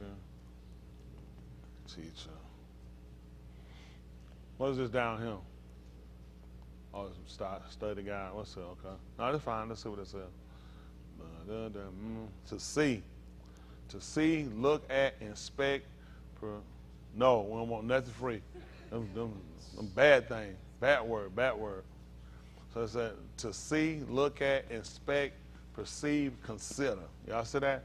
To see, to perceive. See, all this have vision.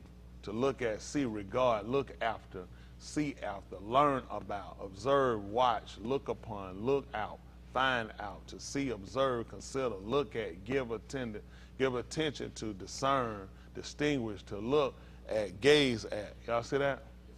I'll come up for Ra'ah. So that's what we look at. He calls me to see. Not only just have me to graze, but he also allows me to graze. He also causes me to see. So if he calls me to see, what is he doing? Opening my eyes. That means he's limiting me. He's teaching me.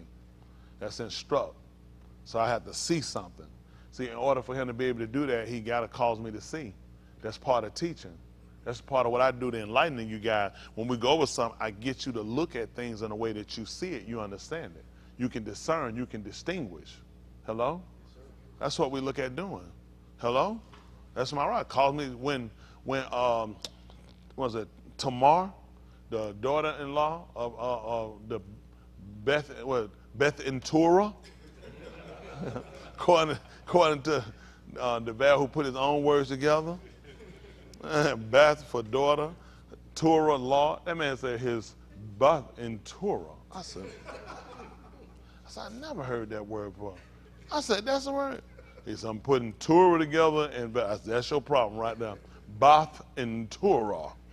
No, but remember when they came and they thought that she had played the harlot, and then she showed him Yehuda's staff, his ring, and his bracelet, and she asked them to do what? To discern or to distinguish. Isn't that right? Perceive. Y'all got it? And they had perception. That's how they knew. And after that, everybody left off. Y'all got it? They left off. They came to kill him. Remind us of who? That's tight. You said who? What about Yahushua? He already got it. That's right, with Yahushua. When he was sitting down on the ground and he was writing. And they came and they got ready to stone a woman because she was caught in the act of adultery. And he told them that he that without kataim, without sin, he told them to cast the stone first. And what did they do? That's right. They all left off. Because you know what they realized? They did the same thing that Yehuda said. She had been more just than I have. That's why they left off, because Yehuda told them that. When he found out that he was the one that had her impregnated, he said, she been more righteous than me. He said, because I didn't give her Shelah, my being. See that? We won't do that. We won't be honest and realize it's some people we condemn that better off than we are. And we won't admit that. We'll just keep going. So now when you look at him being his ra'ah, he tends to me, calls me to gaze, calls me to do it. He shepherds me, puts me in pastures. Makes sense. But he also calls me to see. Listen, I what? Shall not want. I won't lack. Listen what happened. He maketh me to lie down in green pastures. He leadeth me beside the still Ma'im. And what he do? He restored my nefesh. Well, he said he nourished me. Hold on. Oh, wait a minute. Come back now. What I want in a place of green grass. There he made me dwell. He has nourished me by the ma'im of rest. And they say he leaded me beside. Then he say, you say he restored my soul, refresh. Okay. Oh, that was in the last one. Verse 3. Oh, next verse. Oh, okay. Come on. He restored my nefesh. He leadeth me in the path of Sadiq for his Shem's sake. See that? Justice. He lead me in the path of righteousness. That's right. Okay. So now this is something. He lead me in the path of righteousness for his Shem's sake. Let's look at something right quick. I guess I would kind of look at that thinking about a situation, how we do it. People tend to do when things happen as Christians, we might say, and people might say today, but I use Lord God going back to how we kind of in time past have referenced things, how we was asked the Lord or feel like, why did the Lord allow me to get in this situation? Why did the Lord let this happen to me or whatever? But according to what we read in him, he said he halal, which is the guy to direct me in the path of Sadiq for his Shem's sake, which makes sense. See that Yaakov 1:18. Let's see what it said. Yaakov, they call it James.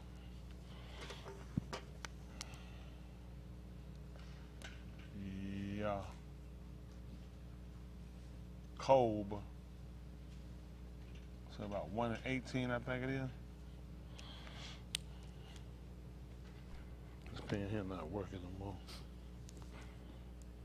So get rid of this thing here. Yeah, I'm gonna try that one. This your code? Because this in the Greek. Over, down, right now.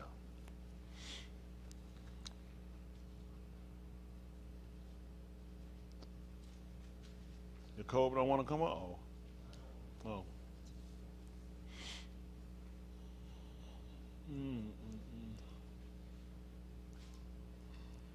18, take me up 17, 16, 13.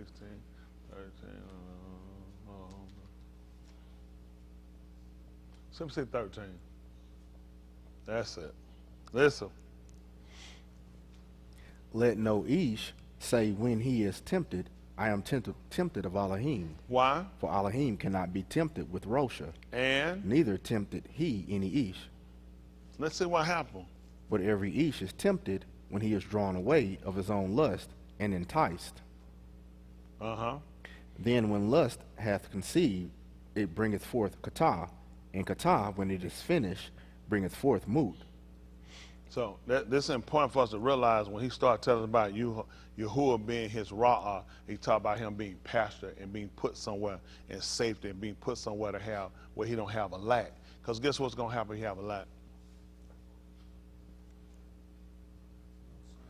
How many, think about this. I'm at home and I'm hungry and I ain't got nothing in there to eat. What I'm going to do? Still. So he told you that Yahuwah was his rod. Yahuwah put him somewhere where he have enough, sufficient to keep him from going. Now he's trying to tell you, when we sat around years ago, and some of y'all probably still there, we blame Elohim when things happen. And those things that happen wound up being detrimental situations to him. But he let you know, he said, I didn't do that. He said, I do not tempt people with sin. I don't do it, because that means it tempts me, and sin don't move me. He said, so neither do I tempt any man when it comes down to a person getting in kata, which they call sin. He said, but every Ish is tempted when he led away of his own lust. When you got your own desire. That's why it's such a strong teaching about a person getting constraint. Constraint. You can have a desire to do anything. You need constraint. Hello?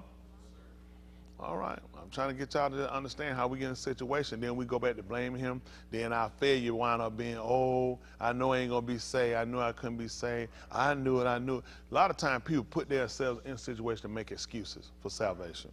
Yeah, make excuses why they can't get it. Because they don't want to obligate themselves. They don't want to be restrained to have to do something. But it's for your benefit. If you don't see it as a benefit, then it's going to be the most tragic. It's going to be the most hardest thing you got to do. But if it's something you see as a benefit, like you said, my yoke is easy, man. It burdens are light. I'm being honest with you. Yeah, you get stuff that happen, and they'll seem heavy like they were you had before time, but they actually weren't. A lot of these things that come on us get us to make sure to get our mind set on making sure you stay with what's mandated. Just being honest. And a lot of times you have to start looking at what did you use or what are you allowing to draw you away. So he let us know. He said, Yahuwah is my Ra'ah. I don't have a lack. He said, I do not have a lack. These are the same things he told before in the book of, they're called Leviticus, Uyakra. And he called. They're called Leviticus. The proper name of the book is Uyakra. It means, and he called, right? He started talking about us when we pay out doing things. Let me see something right quick. 26 and 10. So I showed how I see things before I seen 23 and 1. 23 and 1 came after. And that's all based upon, it's a science to this, and I can prove it. Uyakra. Uyakra. 26, 10. Let's see this. Now we're just reading. We'll see where it takes us. Listen. And ye shall eat old store. Listen, hold on. I'm sorry. Take me up to 7, and we'll come back down. I want 10, but since we're down, let's see. Listen. And ye shall chase your enemies, and they shall fall before you by the sword. Is they gonna? Well, the Greeks said slaughter, which we know they're gonna kill them anyway. Go ahead. And 5 of you shall chase 100. Let's do math. Let's do math. Listen. And 100 of you shall put 10,000 to flight. See that? 100 are gonna put 10,000 to flight. Come on. And your enemies shall fall before you by the sword. For I will have respect unto you. I will look upon you. And make you fruitful. Yeah. And multiply you. That is offering is the word we probably use for fruitful. Go ahead. And multiply you. And establish my berith with you. And see, he will use stuff that they would know. He's going to use some being fruitful, being offering, because then you start looking at from a seed how it starts to get more abundant. They understood those premises because that was their occupation. Shepherding, and it came down to farming. Okay, what they call husband. These are premises they understand. So I got to talk to them based off what they understand. And I'll make you fruitful. What happens when you get fruit? Fruit has seed. Yeah. And you have seed, you can continue to have fruit, which means I'm going to multiply you. These are premises they understood. What you say, Lord? I'm going to be what? I'm going to have a bunch of us. How? How? Because I'm going to make you fruitful. Just like I did with the tree, I'm going to allow it to continue. See, all this means I'm going to give you stabilization. I'm going to get you where you're going to multiply. And I'm giving you something you understand. How they start to multiply. They understand from a seed. And this is what I'm going to do. I'm going to make it where you're going to continue to be productive. Now they're going to have to go where? Referencing back to where? Back to the gun. When he established the archery, he told them to continue. Noon, continue. Wow. Well, how am I going to continue? Well, your seed is in yourself.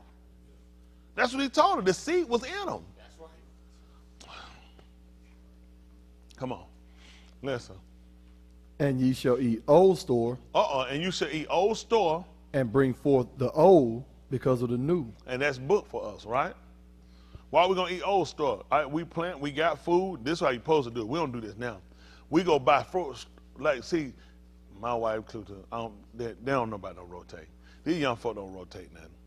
Them folk, y'all supposed to see here freezer burn, stuff just sitting there down. You go to the store, you supposed to take that food from that box and rotate. You're supposed to eat the old before you eat the new. First thing we do is eat it in the stove, eat it soon we get home and fry and cook it. This is against the premise of what we had. The reason why they understood the value of what they call the Old Testament was because of the what? The new one, which means we're supposed to do what?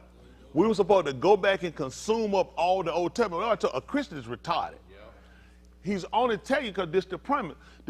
When you bring in food out of the field, this not the food you're going to eat first unless you have nothing. You eat what you stored up for the winter to get you through till the new come.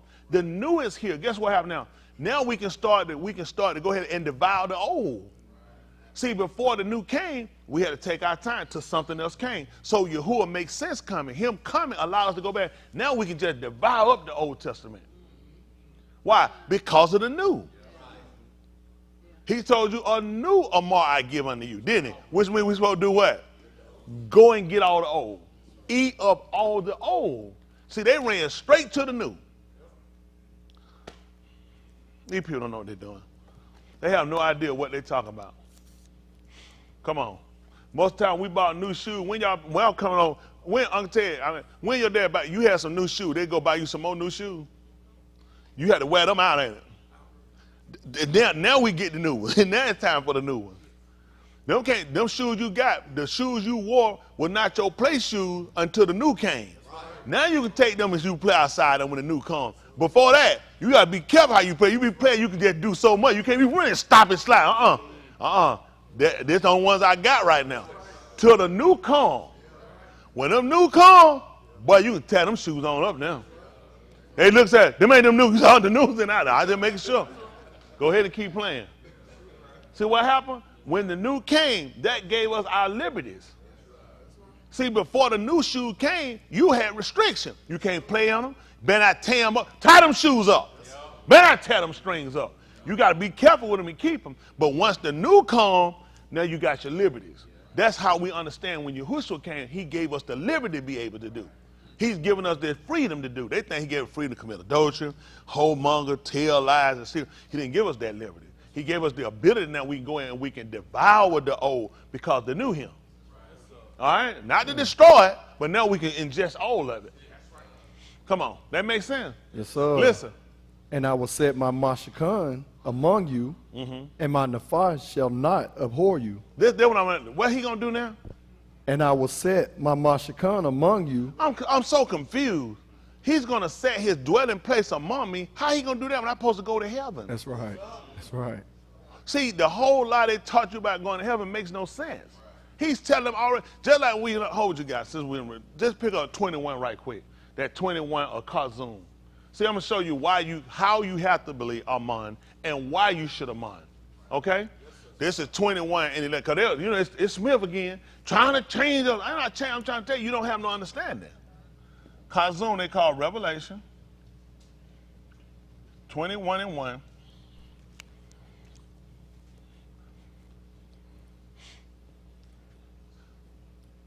Kazum 21 and 1. All right. Listen. And this is the Greek. I mean the Latin. This is the James version. Come on. And I saw a new Shamayim, and a new Arats. Why? For the first Shamayim and the first Arats were passed away. It was gone. And what happened? And there was no more Yom. And there was no more Yom. Listen. And Uganan saw the Hold on, they city. haven't moved up yet. All right. And Uganan saw the Kadesh city. The separated city. New Jerusalem. Coming where? Down from Elohim out of Shamayim. Prepared. As a bride adorned for her husband. Come on. And I shama a great call out of Shamayim, saying, what? Behold, I couldn't imagine. The Mashakan of Elohim is with Anashim. And what are he going to do? And he will dwell with them. And what's going to happen? They shall be his arm. And Elohim himself shall be with them and be their Elohim. Back to the 26th chapter. See, they don't know what they believe. Christians don't know what they believe. Same thing he told. They did defer that. Why am I going to believe they're going to come down and be among me unless I already have some reference to it? Right. That's how I know that whatsoever written aforetime. What was it Written for our alignment. Talking about to teach me, to show me, and to instruct me. Yes, sir. That I ain't going to no heaven. The man going to stab his mouth cool here. Yes, Why did he sir. say, and I will take y'all up into heaven and you shall live with me in the clouds? No, sir. Because it makes no sense. The book declares he designed the rock for man to dwell in it. His whole thing, we're trying to get him to come together now. Yeah. This thing got to come together. Just like a man and a woman. Yes, sir. Yeah. Why you going to go back and tell you just like a wife adorned for her husband? Is that spiritual? No. That's natural. Yeah. He said for the two should be one spirit. Because it's natural. Ain't nothing special about no man or woman getting married. That's natural. Y'all ain't doing nothing spiritual. Y'all bumping and grinding. Yeah. My marriage spiritual. Shut up telling them lies. That's right. How the man gonna tell you the two gonna be one flesh if your marriage is spiritual? There's a ruachnic connection with us and Yahuwah, and to get us the understanding of us coming together, he used something carnal we know. Marriage is carnal. How many folks have heard people try to act like marriage was spiritual? Because they're stupid. They're stupid. You won't find no way he told you marriage is spiritual. That's a man and a woman. Flesh and flesh. Isn't that right? When Adam seen her, he said, this is now spirit of what? Bone of my bone, and she shall be called spiritual who? No, Isha. He said, you know what, just like if you had, years ago, you had a ish, something pouring out, they called it an Isha. An issue. That's why when you had something pouring out, a sword and stuff would come out, they call it issue. That's what they call it, one, because she issued out from the man. She's an Isha. That's why you get married, you have so many issues. That's right, I have so many issues with them. That's right. And then she can come back and say, I got it from you. It came out from you. So she can put it back on the man. We put it on her, she put it back on us. Hold on. We hadn't found that to be true yet, ladies, before y'all start all this stuff now. Just calm down. Let's go with the first part first. Come on, this is 11, bro. Y'all crazy. Come on. And I will set my Mashakon among you. Woo, I'm so confused. He gonna say, hold on. I'm sorry, verse. And I will set my Mashakon among who now? You. Where were these people at? Were they in heaven?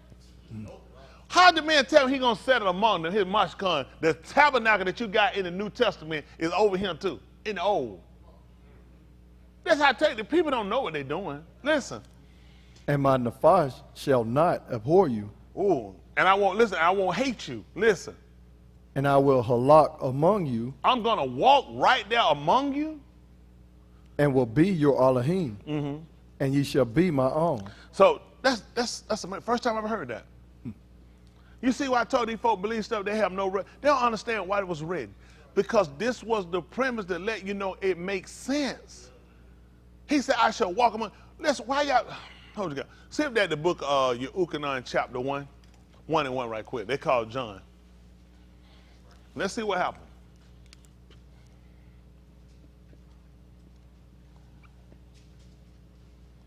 And then Yehukanan means what? Yahuwah has been gracious, and they were called gracious.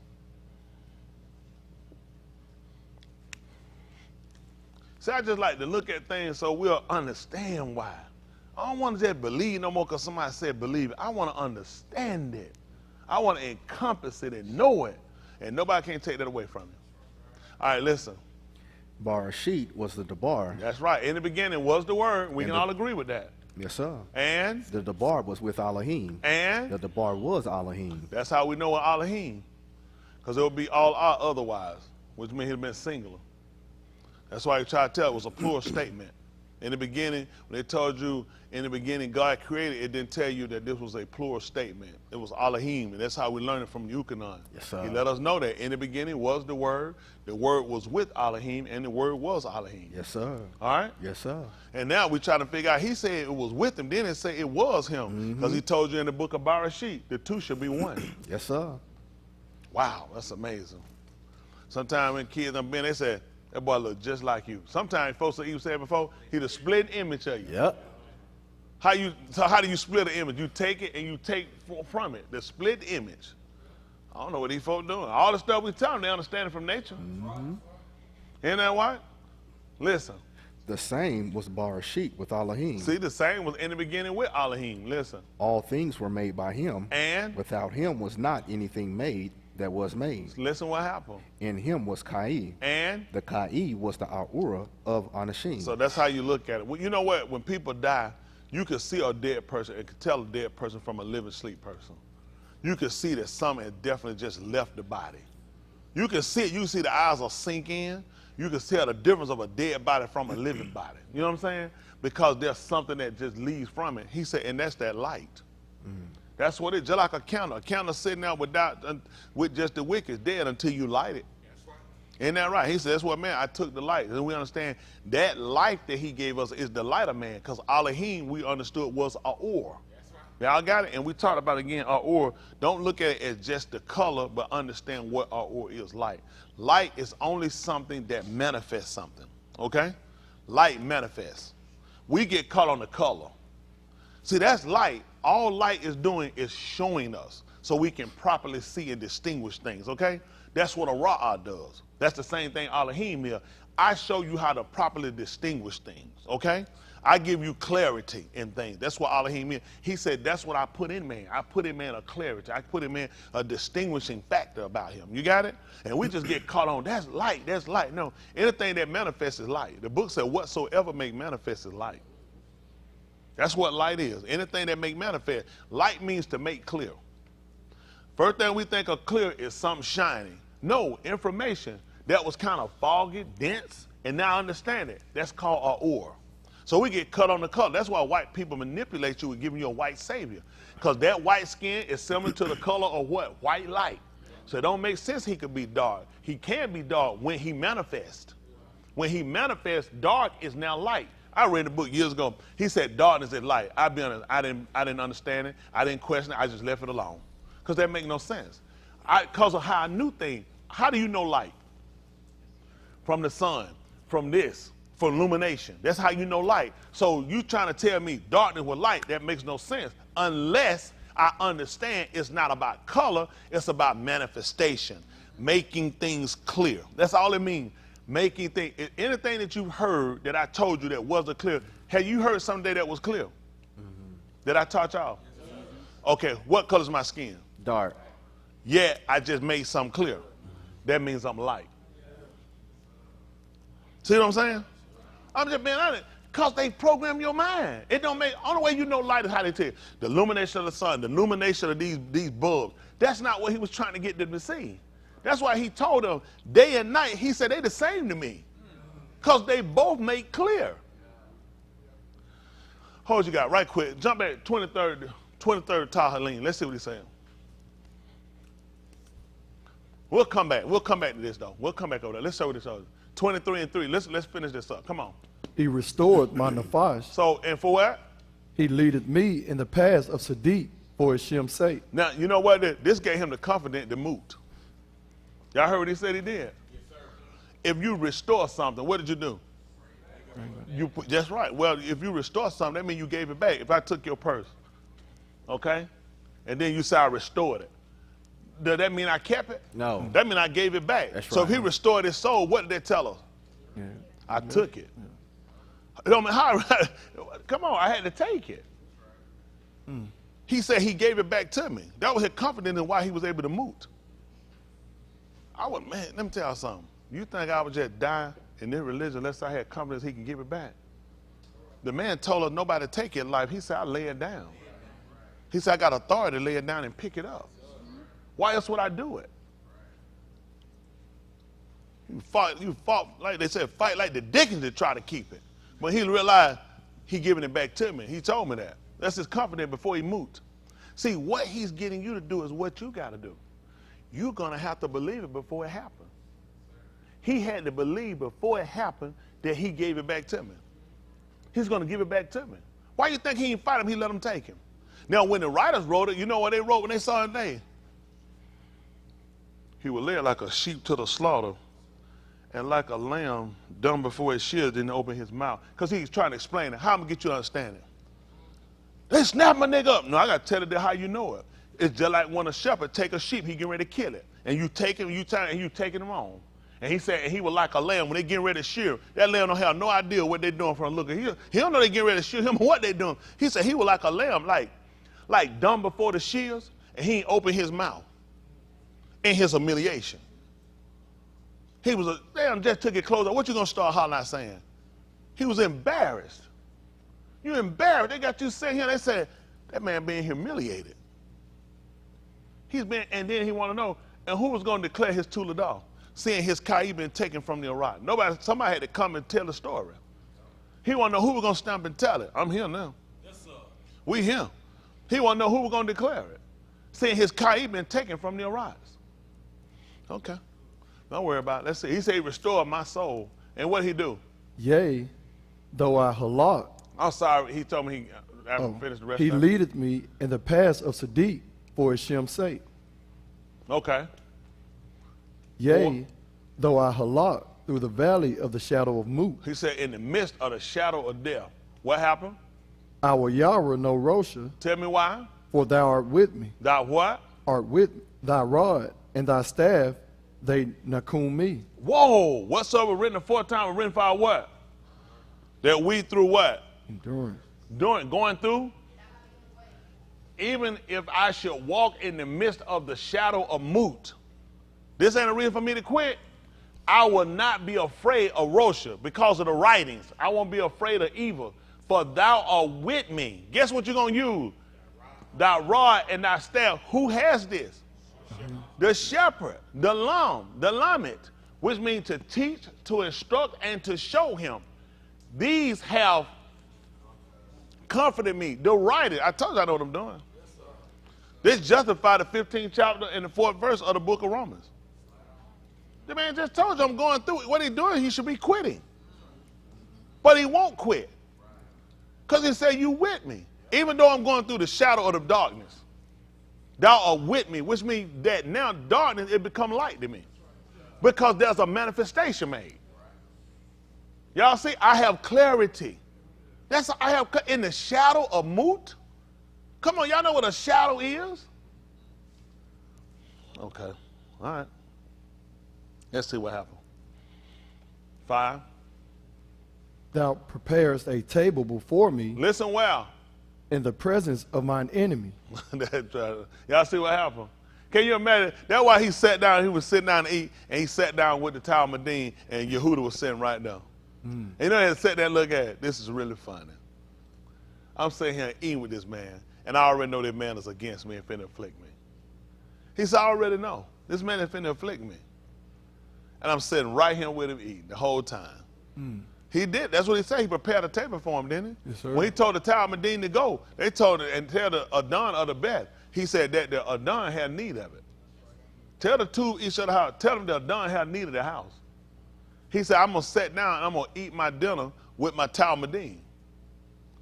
He said, he prepared a table for me in the presence. Yehuda sat right there across from him. He said, that man against me, and I'm going to sit here and I'm going to eat with him. He understood that sometimes I won't be sitting around eating with my enemy.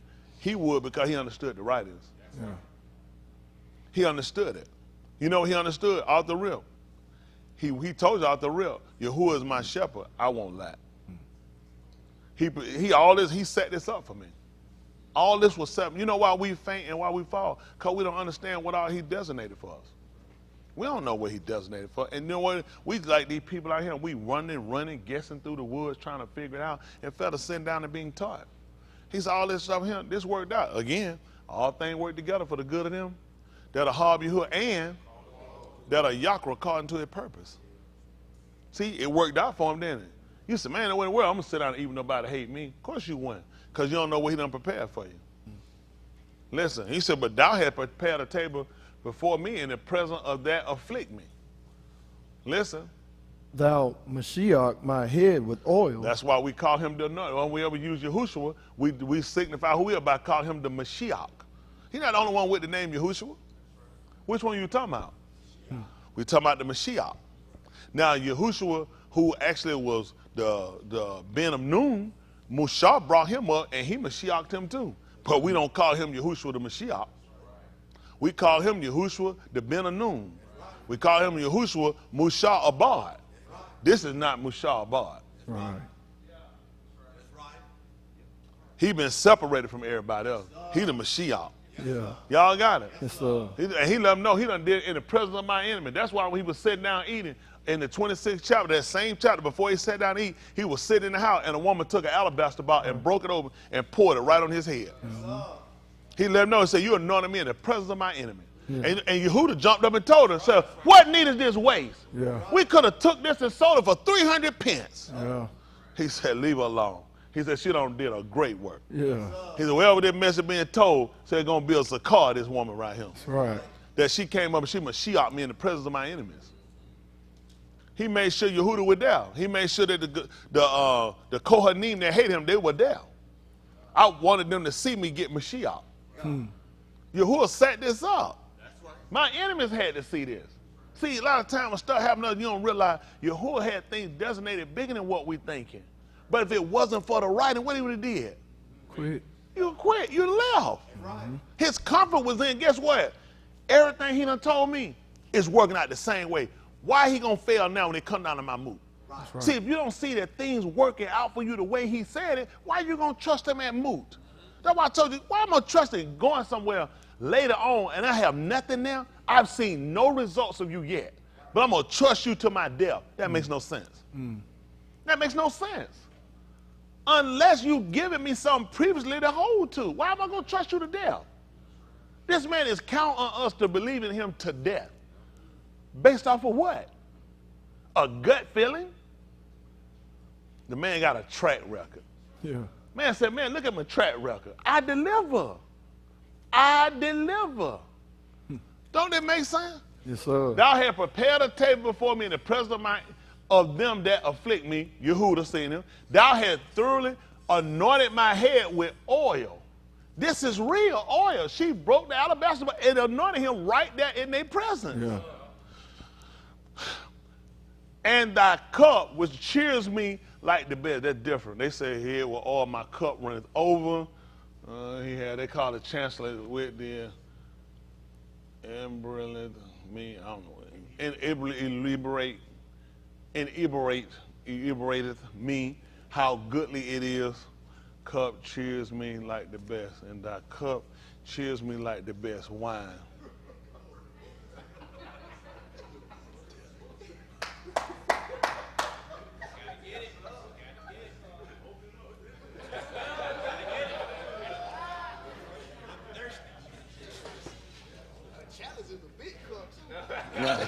You're right. That's the big cups that the last. Yeah. He's that big pimp cup. Well, the thing about it,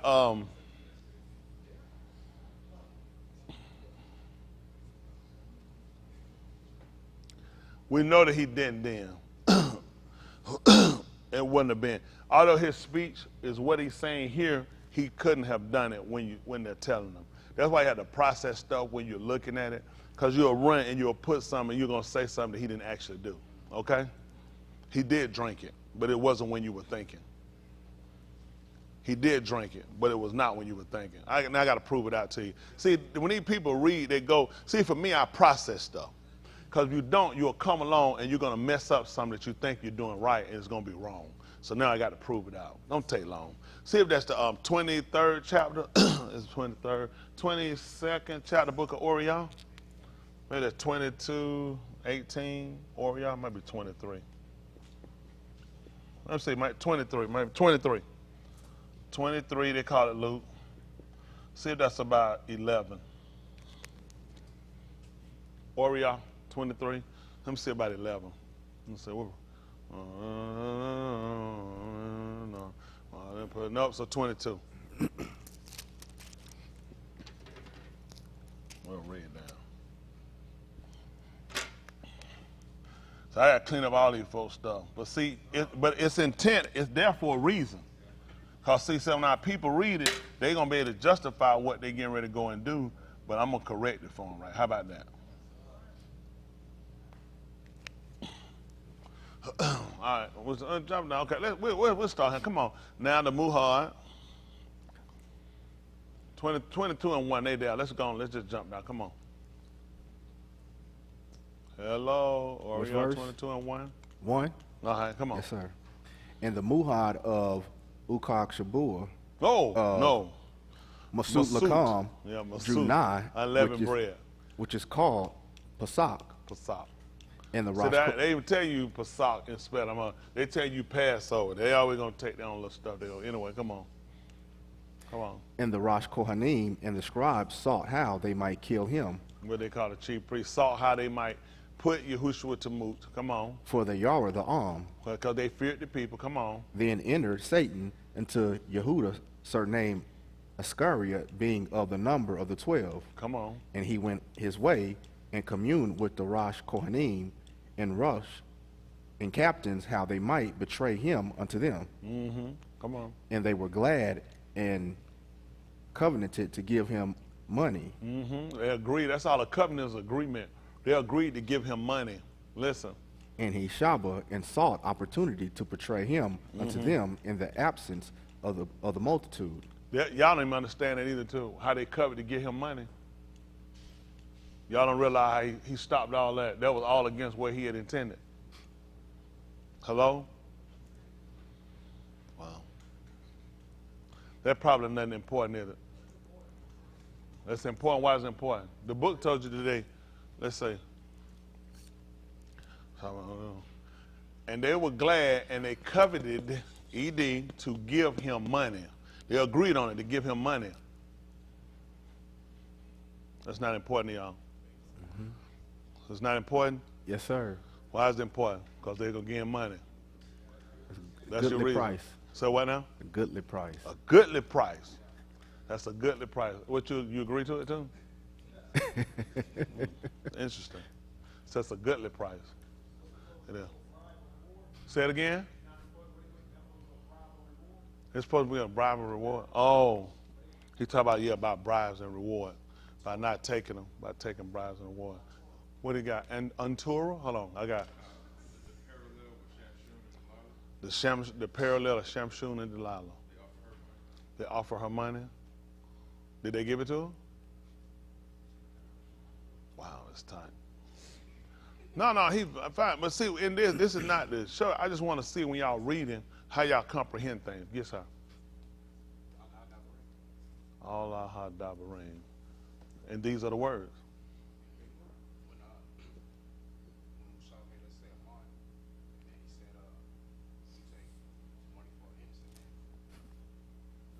He made him say, Aman, that we take money for an innocent man. Yeah, we take money for the dollar of an innocent man. He'll be all out. Like he'll be cursed. Oh. Trying to think what he just took.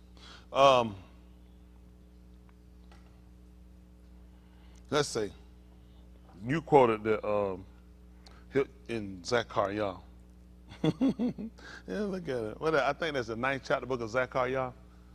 You talking about a goodly price? No, 9. 11 is 11. Zechariah, they'll call it Zechariah. Is that 11th chapter? Zechariah. We'll come back to what I got. Don't worry about it. It ain't nothing I can't come back and finish doing. I just saw that, just see where y'all at. Since we were reading it just then.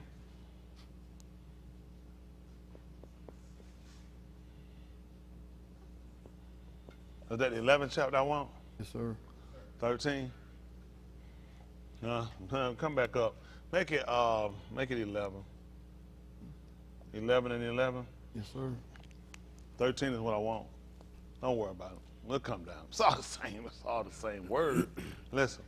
And it was broken in that yom. Mm-hmm. And so the poor of the flock that waited upon me knew that it was the debar of Yahuwah.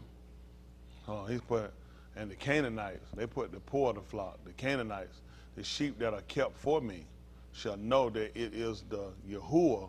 Listen, know that it is the Yahuwah, word of Yahuwah. Or what they know is the Adon, the word of Yahuwah. Oh, that's going over here? Okay, it's going, okay, goodness. No, it is the word of Yahuwah. Listen, we're going to know this now. The sheep that are kept for me shall know that this is the bar of Yahuwah. So I'm going to see where y'all at.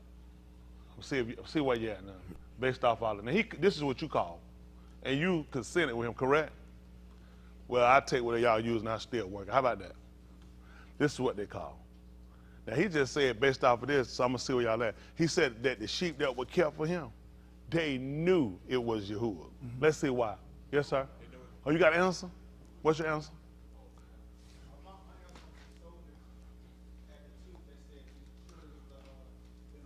Ben Elohim, and they that were kept. Let's see how that work out. You got an answer too?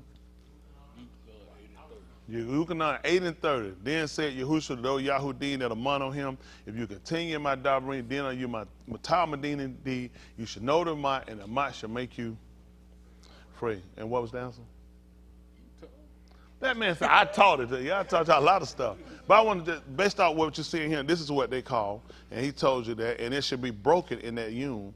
And the Canaanites, the sheep that are kept for me, shall know that it is the word of Yahuwah. What's 10? My sheep hear my voice. I know them, and they follow me. That's what y'all talking about, 10:25. Yukonon 17. You talking about his palau? Y'all just, y'all just working today, ain't you? Listen, for the record, I don't know why y'all calling this stuff out. For the record, I don't know why. Really, I don't know why, because I'll show you where I'm going based off their stuff, and we'll see if it makes sense. And let's see if y'all answer makes sense with this. How about that? Yes, all right, come on. And I said unto them, if you think too. Hold on. They got to come up with something. Listen. I guess they still thinking about this. So listen what he said. Listen. And I said unto them. What did you say? If you think too. Tell them what happened. Give me my price. That's what he said. If you think it's good, he said, give me my price. Give me my money, nigga. Nigga, give me my money. You think it's a good deal? What happened? And if not, forbear. Forbear. He said, if not, don't even worry about giving it to me. What you want? So they weighed for my price 30 pieces of silver. That's all I need right now. Let's go back. We'll go back to where we were. In the book of Oriah, 23. What was that? With 23? Oh, that's 22. 22. 22. What verse we left off? Right here. This is what happened. And they were Glad. And Covenanted. To do what? Give him money. See that? Because in that day he was going to do it. And this is what they did. And he shabba and sought opportunity to betray him unto them in the absence of the multitude. See, that's what he was looking to do. So from that point, he started working to make sure he could do it, so he can get that money. But don't forget now, the sheep that he was keeping to himself, they knew it was the word of Yahuwah. They knew exactly what was going on, and they were watching. There was some people paying attention to this whole thing. Somebody was paying attention to the whole thing, like I'm doing. I'm watching the whole situation, what you said, because I remember something else you said too. Y'all got it? Mm-hmm. How many of y'all with me? Oh, that's good. Well, give me the answer. I had to mess with y'all. Now y'all don't get it. Don't worry about it. Pick me up right quick at Matthew 28 and 1. Don't forget now, the ones he was keeping. I was watching this whole situation. Matthew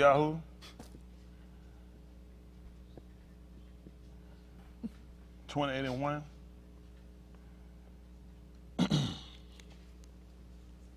Let's see what happened. Listen. In the end of the Shabbat, as it began to dawn. 27 and 1.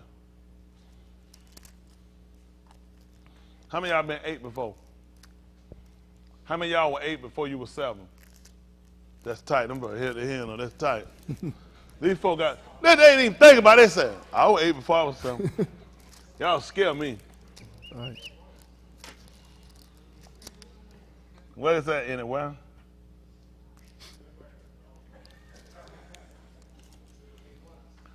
Oh, they said well, 8 months. Huh? I heard you back there, boss. 8 months. Come on, listen. When the morning was come, Tell them what happened. all the Rosh Kohanim and Zakanim of the Arm took counsel against Yahushua Dad, to put him to moot. listen. And when they had bound him, they led him away and delivered him to Pontius Pilate, Pilatus the governor. That's what they did. Listen. Then Yehuda, which had betrayed him, when he saw that he was condemned, When he saw what now? that he was condemned, What happened? repented himself, and brought again the 30 pieces of silver And did what? to the Rosh Kohanim and Zakanim, And did what? saying, I have kata, in that I have betrayed the innocent dung. I told y'all watch him. See, y'all read, you ain't got no understanding. That's why I'm him. It's not possible you can know what you're doing. This man just sat here and repented. This man said, listen, man, I done betrayed a man, innocent dung. I messed up. And he brought the money. Well, tell him what he did, son. And they said, what is that to us? They want to know what they got to do with us. See thou to that. You need to take care of that. That's not our problem. What happened, son? And he cast down the pieces of silver in the Mashikhan, Come on. and departed, and went and hanged himself. That's good. And so y'all jumped and said it was a goodly price, correct? Yes. 30 pieces of silver. That's what he was appraised for. And that's what they gave him. But he turned around and gave it back to him. And you don't know why? Why? Because I'm watching him. 52-1, Book of Yeshayahu. I knew it.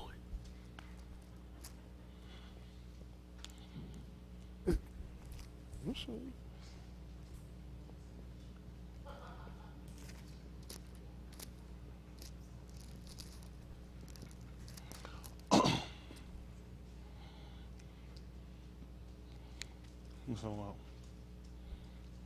52. Hit 52. 52.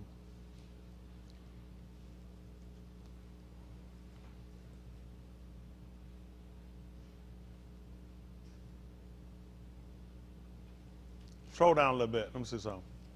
Stroll up and go home. That's what I want. You start 52-1. Listen. Awake, awake, put on thy strength, O Zaun. Y'all see what he told him to do? He just told Zaun to awake and do what? Put on thy strength. Yahushua is Zaun. Zaun had Mut. He just told Zaun to get up and put on his strength. Listen.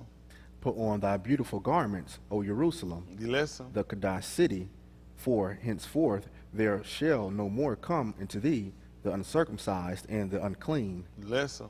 Shake thyself from the dust, come and sit down, O Jerusalem. Tell him why, son. Loose thyself from the bands of thy neck, Listen. O captive Bath of Zaun. Yes. For thus saith Yahuwah, I couldn't imagine what he could tell me. ye have sold yourselves for naught, I sold myself for nothing? and ye shall be redeemed without money. See, you were paying attention. He told him 30 pieces of silver. He tells you it was. He says a goodly price. He told you if you think so, give it to them. I don't want it. I'm going to redeem you without money. That's why I told you I had to be watching them. See, if you don't know your Torah, you don't know what's going on. I had a problem with this if he was going to take this money. He just told me he was going to redeem you without cost. That's why it made him repent and go and give it back. I know y'all won't pay attention. See, those that have been kept, we were watching. I knew it was Yahuwah. I didn't even want that. We were talking about something else. Come on, son, right quick. Back to the 23rd chapter of the book of 22nd chapter of the book of Orion. I told you people don't know what they're doing. It's the Y'all tell me y'all were thinking like that? No, sir. A little bit. What you were thinking? That's right. He did tell you that.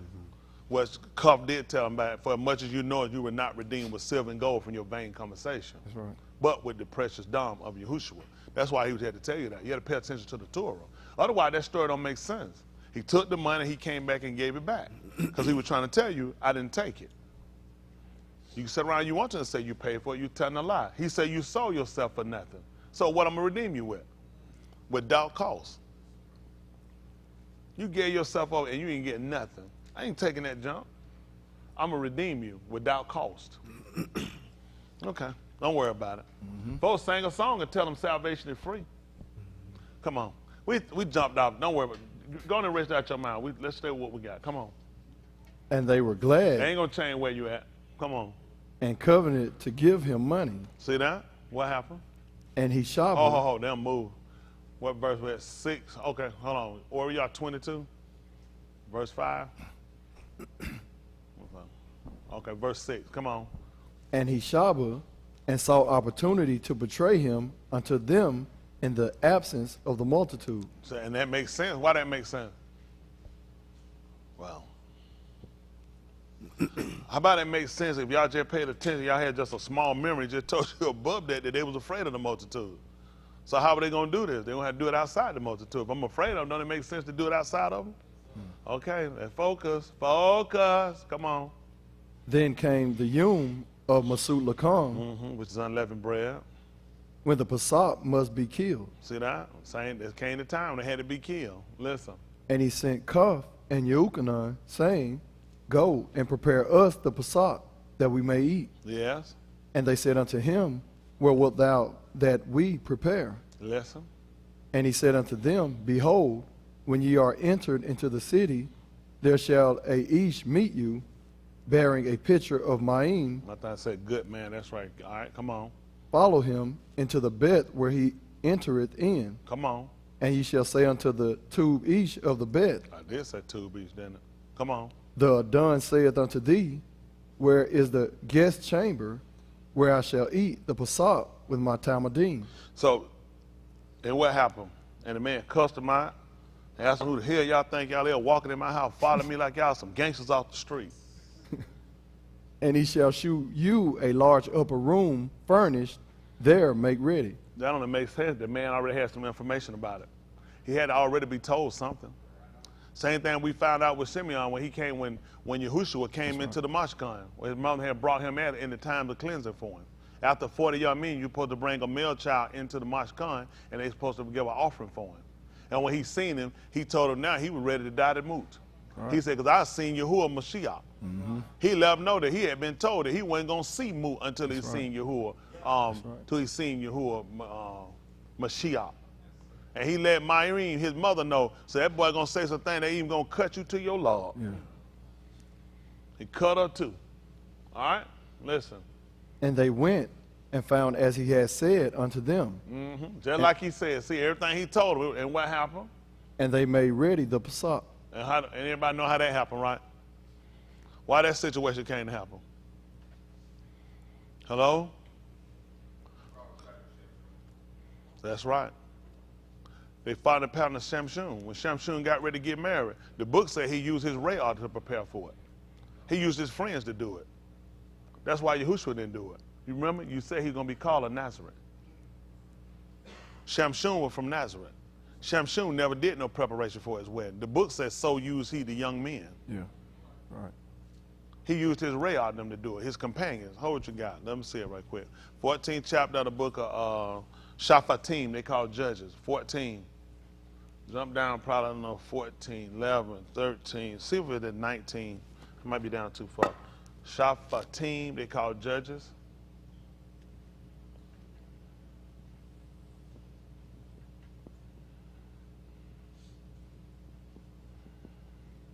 Let me see if 19. Let me see. That's 10. Oh, hold on. Okay, that's it. I'm sorry, 10. I said 19. Give me 9.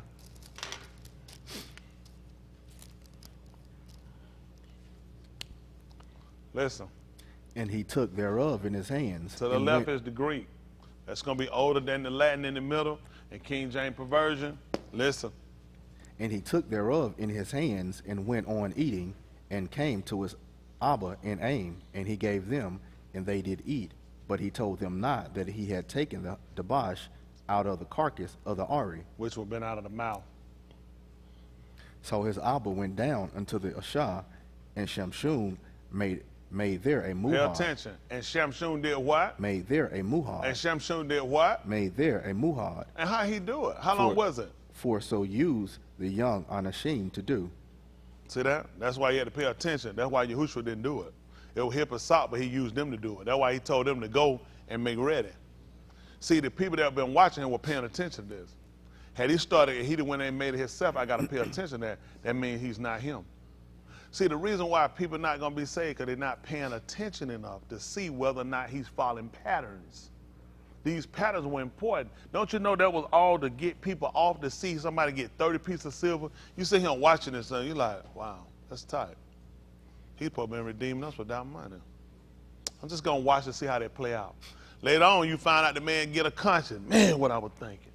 Man, I shouldn't have done that thing. Boy, I'm going to burn this shit over there.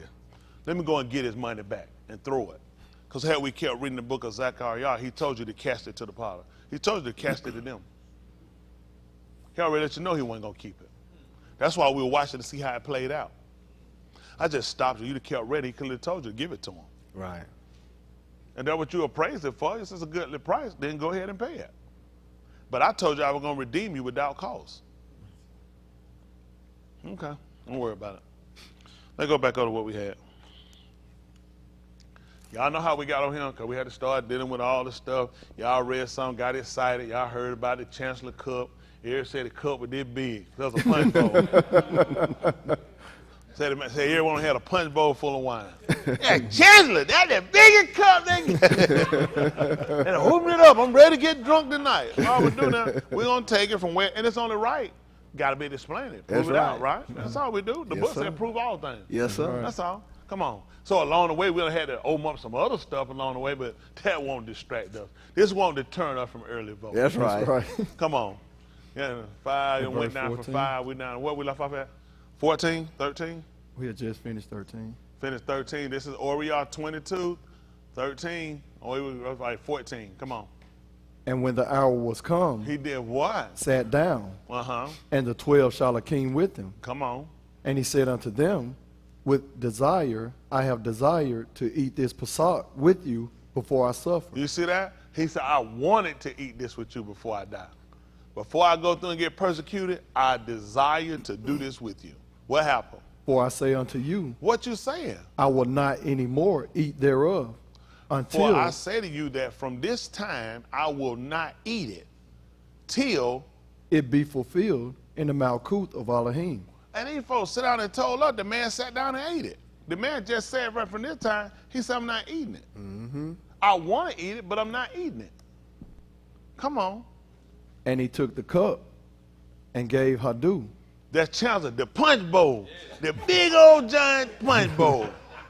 And he gave Hadu, he gave thanks and said, Take this, and do what with it? divide it among yourselves. Well, it makes sense. It's a big enough cup. One man don't need to drink it. Y'all take this and split this up among y'all. We say he took the cup, and how they messed us up, his book said, in the King James, and said sup. It was saying sup, short for supper. That he did it after supper, but they made it look as though the man said sup, like drink. He never did that. He told them, and he gave thanks, and gave it to them, and told them, you drink it. Take it and split it among y'all, and you guys drink it. Let's see why. For I say unto you, For I say unto you, I will not drink of the pari of the vine. you said you finna stop drinking? I will not drink of the pari of the vine. Till when? The Malkuth of Elohim shall come.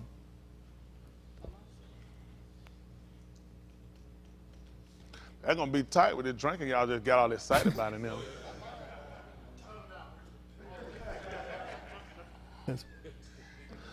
Well, I mean, this is what we do though. When you see it, we just gotta explain out how it worked though, right? The man did tell you he gonna drink it. It ain't gonna be him though. That's right. Man told he not gonna drink no fruit, no vine. Not him. He said he'll do it when he get him Malkuth. He said I'm not drinking from it. Let's see what he told him in the first chapter of the book of Shamshun. Shamshun 1 and about 1 right quick. I'm sorry, Shaphatim. Probably drop down about 5.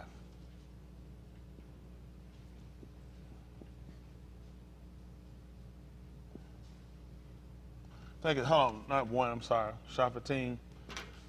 14 and 1? No, 13 and 1. I'm drop down about 5. What's that?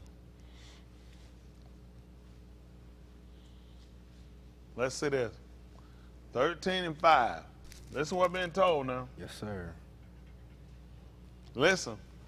For lo, thou shalt conceive and bear a being, and no razor shall come on his head. For the Yalit shall be a Nazarene until Wow. Elohim. He's going to be a Nazareth to Yahuwah, which From the makes womb. sense why Yahushua was called a Nazareth. Come on. from the womb, From the womb. and he shall begin to deliver Yasharal And he's going to save Yasharal. out Let's of go the on. hand of the Philistine. Okay. He's going to save him out of the hand of the Philistine, which is going to be uncircumcised nation. Basically, they'll stand for. Come on. Then the Ashah came and told her husband, saying, An Ish of Elohim came unto me, and his countenance was like the countenance of a Malachi of Elohim, very terrible. But I asked him not whence he was, neither told he me his Shem. But he said unto me, Behold, thou shalt conceive and bear a being, and now drink no wine, nor strong drink, neither eat any unclean thing, for the Yalit shall be a Nazarene of Elohim from the womb to the yum of his moot. Listen. Then Manoah entreated the Yahuwah and said, O my Adon, let the Ish of Elohim, which thou didst send, come again unto us, and lamed us what we shall do unto the Yalit that shall be born. So now we understand that when the Malachi came down and talked to Marim and Yosef in the first chapter of the book of Matthew, in the first chapter of the book of Oriah, they call Luke, that the Malachi actually came down and taught them what How was they going to know how to read unless they were taught it? Right. Which means they had to show them Right, that you're going to follow a pattern that he's going to have to follow. right, Don't eat nothing unclean, and don't drink no strong drink. right. Because he was going to be a Nazarene unto Yahuwah. Can we see what a Nazarene is, please? So it's important for us to notice, not just the Right. region of what they're going to use on it, but there's a behavior. Yes, sir. This was something that was going to be dedicated to Yahuwah. That's right, that's right. And he let us know how it had to be done. So they had to be taught. Nobody Right. just jumped up and did nothing. That man just clearly told you, oh, I'm good, I got that. Oh, lockdown. No. Let the same one that came before, let him come and teach us. Right, right. Let him instruct us and show us how this child need to be reared. That's right, that's right. People are always just stupid. Malachi just came out and told Maureen, who they call Mary, oh, you're going to have a baby. He'll be the son of God. Go on, child. You know what to do. People stupid. That's right. That man just clearly just told the man, teach us. Let the one that told us come back and teach us. That's right, that's right. So we'll know what to do. Yeah. These folks just close their eyes and pray and go.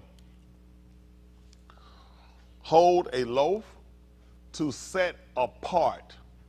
To set apart, devote as kudash, to abstain from impurity. That's what they were told. So they were told that he was going to be a Nazarene. They understood what it was. He was going to have to abstain. Abstain. He's going to be separate. They just hollered Jesus of Nazareth. They don't know what they're saying. That's the name of the reason. There's a reason why. He's going to be devoted to Yahuwah. That's why they said, he said, my meat is to do the will of my Abba. That's right. Hello? See, we knew Shamshun wasn't him. You know how I knew Shamshun wasn't the one? Wow, that's tight.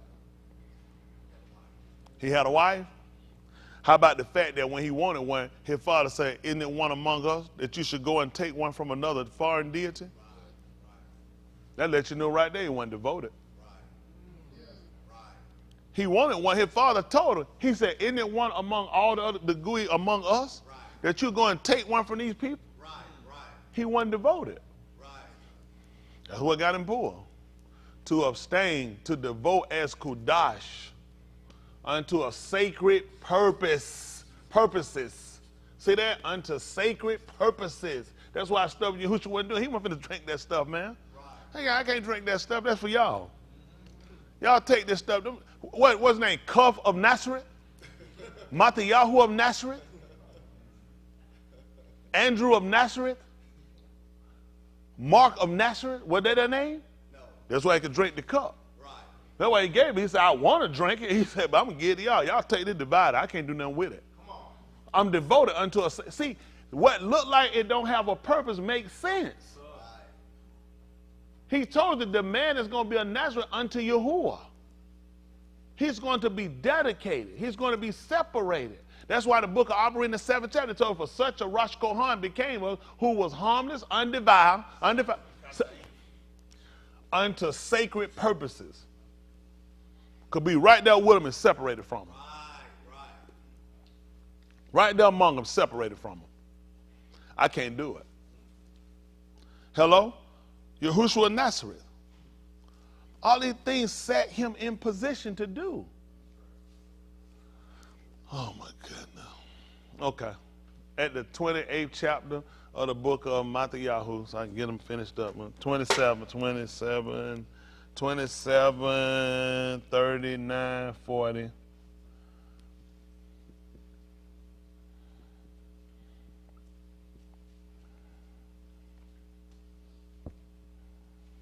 We'll do 39.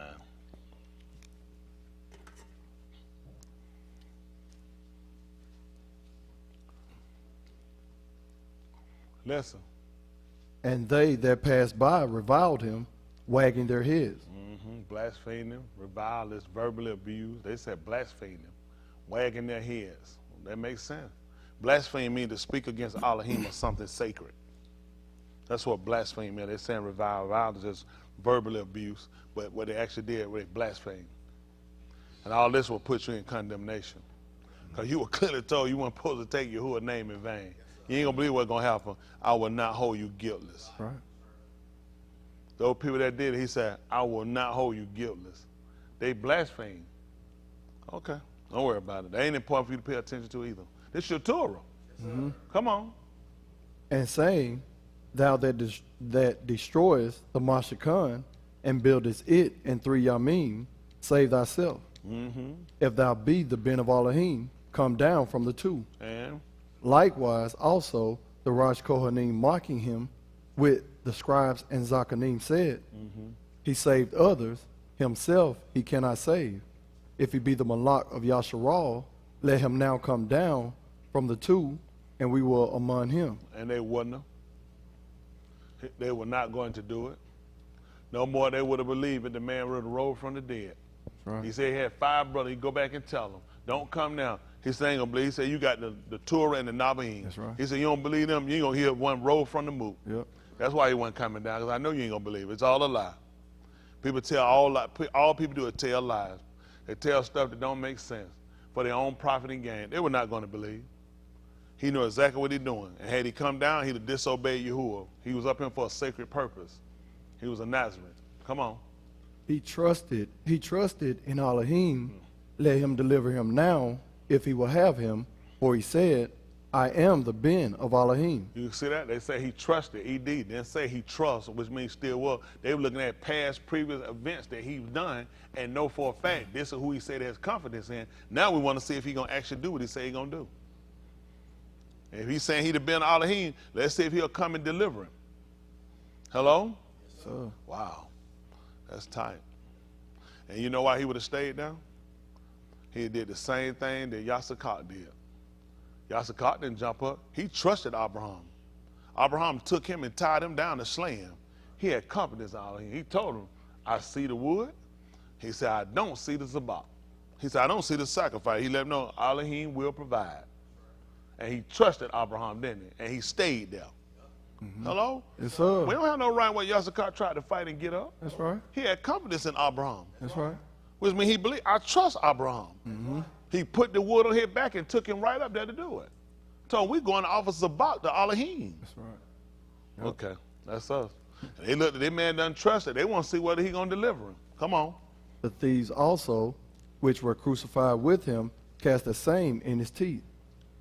Now, From the 6th hour, there was Kashak over all the Arats until the 9th hour. what was the 6th hour? 12 o'clock. And this happened until when? Till 9th hour, which is 3 o'clock. So for 3 hours, it was darkness. That signified that a day had passed. From the time, your time is from night to night. When the rocks were created, it was darkness. And by the 3rd verse, he said, let there be light, and there was, or. There was light. The Shamash went down, and that's when he said that was the 2nd day. Man got tied up with his other time. He started from dark, he made light, and then it was dark. That completed the day. Yahushua went up in the daytime, and it got dark. He stayed there for the space of a whole day. They put him up at 9 o'clock. Right. He stayed there at 3. It got dark. He can't help it. It got dark at 12 o'clock. All he knows is I stayed still for the space of a whole day. Mimicking who? Yahushua, who they call Joshua. The book said he made the sun stand still for the space of a whole day. The Shamash stayed up for the space of a whole day. That meant until it went down. Because whenever it goes down, you ain't gonna believe it, that's the day. Sir. Wow. Wow. That's amazing. That's amazing.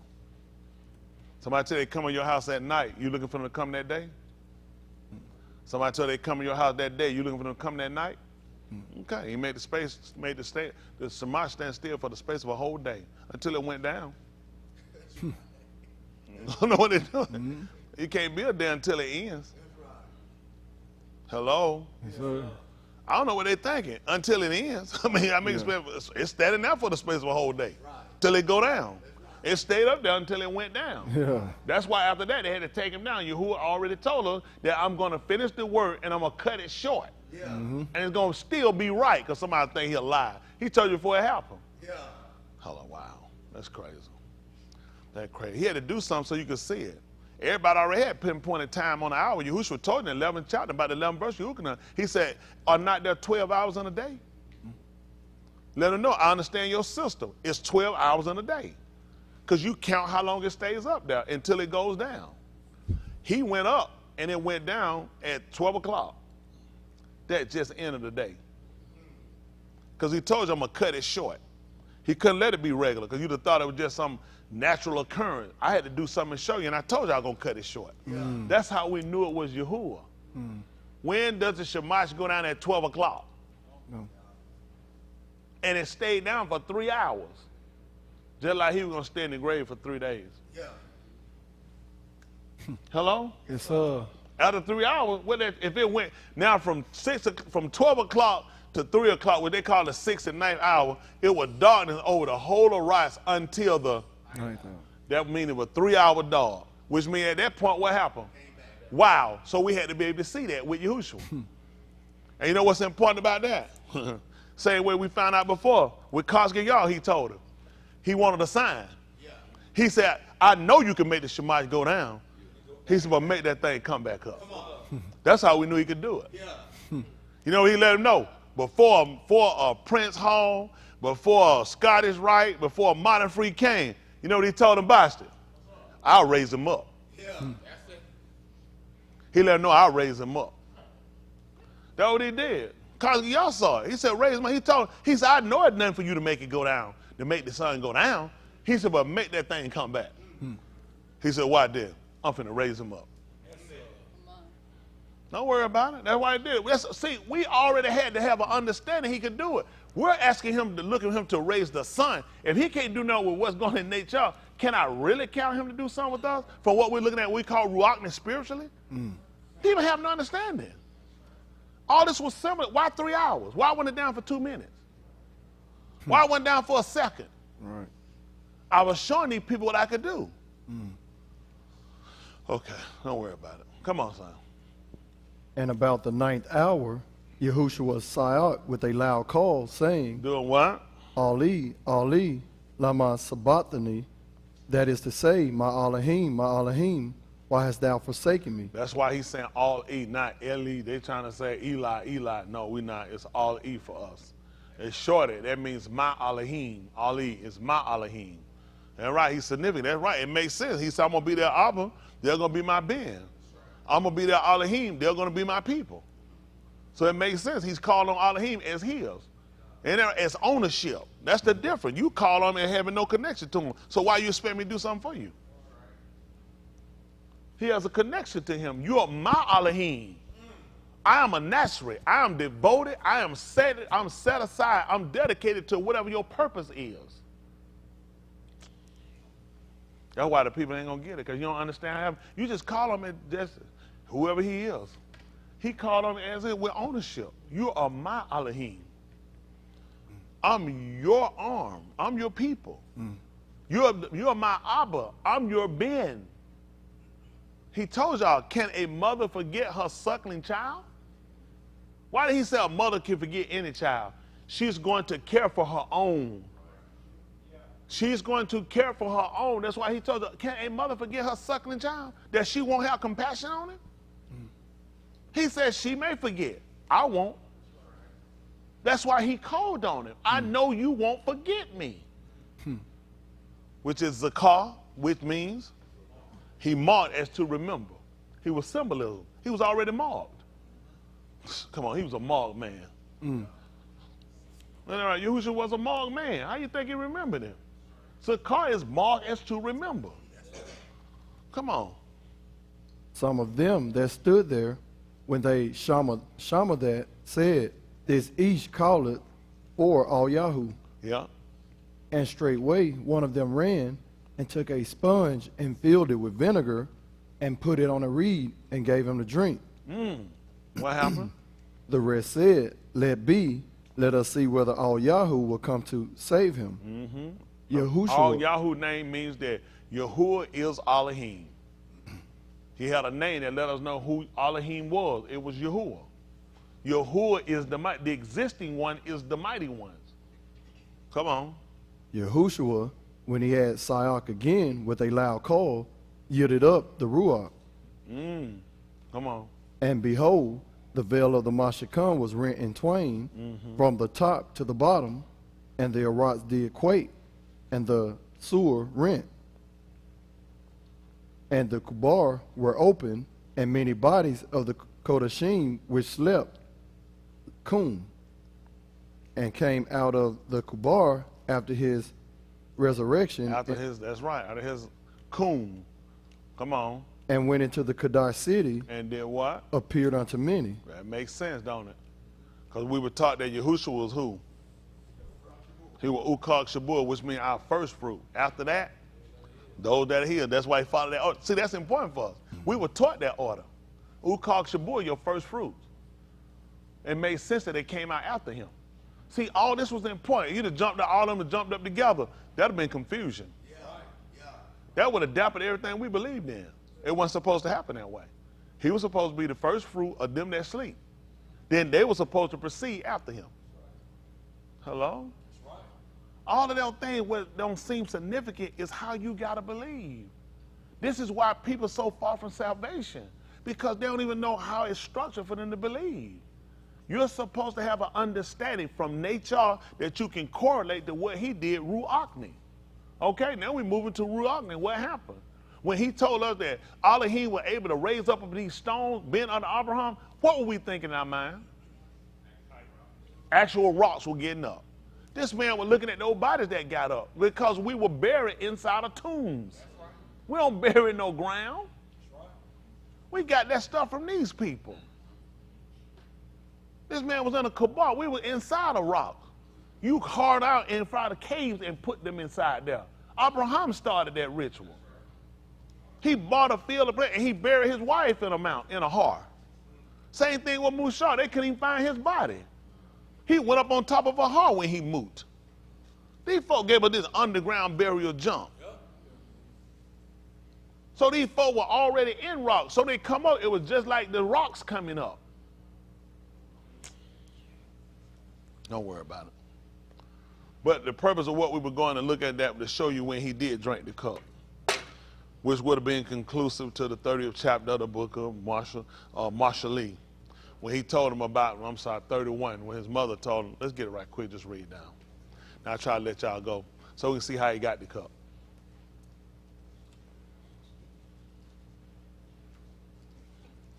It was important for him to sit there and have the cup in his hand, though. Hello? That's how we knew. It was. That's why he didn't let them get the cup. He took the cup and gave it to them. All that was important in the writing to tell you he took the cup. Because what the berith we had was whoever had the cup, that was going to be his abad, his servant. That's why the book told you, he said, and he took the cup. They ain't never tell you nobody hand him no cup. The book say Yahushua took the cup. But they so dumb, they don't know why I told you he took the cup. That was the berith we made with. Whoever took the cup was going to be his abad. Hello? That's how Yahushua became his abad, his servant. Because the book told you, and he took the cup. See what seemed insignificant to you? You got to believe enough for you to be saved. Why is he our servant? Because the Bible said it. That's not true. He's the servant because of the agreement that was made. Whoever took the cup was going to be his abad. he took the cup, and it never told you they took no cup. He told you, I gave it to them. Hello? That's what he did. See, little words that y'all miss are key for us. The fact that he said he took the cup and gave it to them. Because if they took the cup, that would have left them in the same position he was going to be in.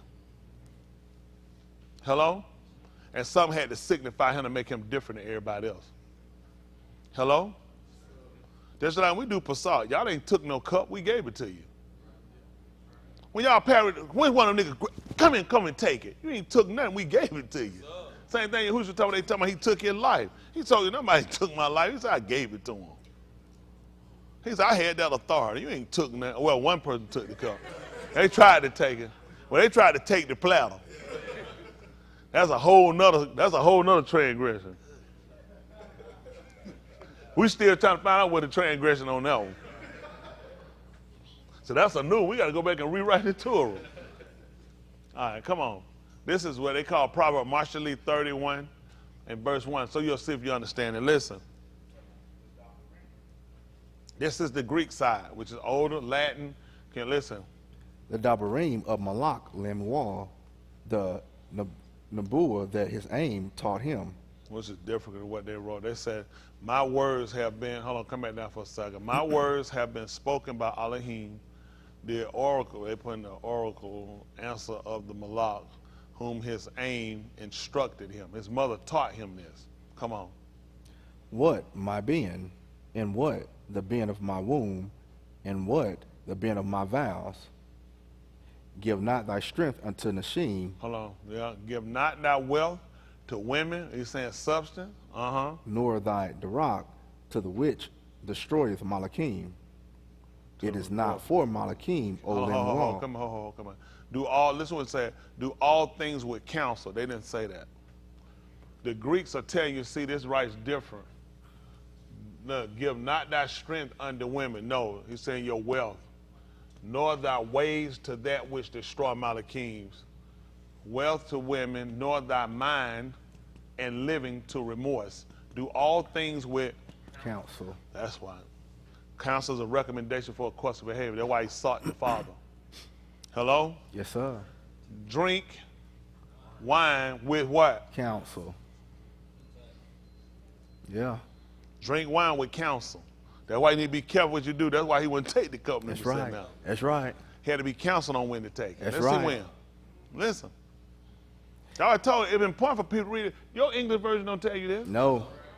That's why the folks try to condemn him and think he's not real. They say he did drink, then he didn't drink, then he did drink. I'm confused. Your mama confused. Mm-hmm.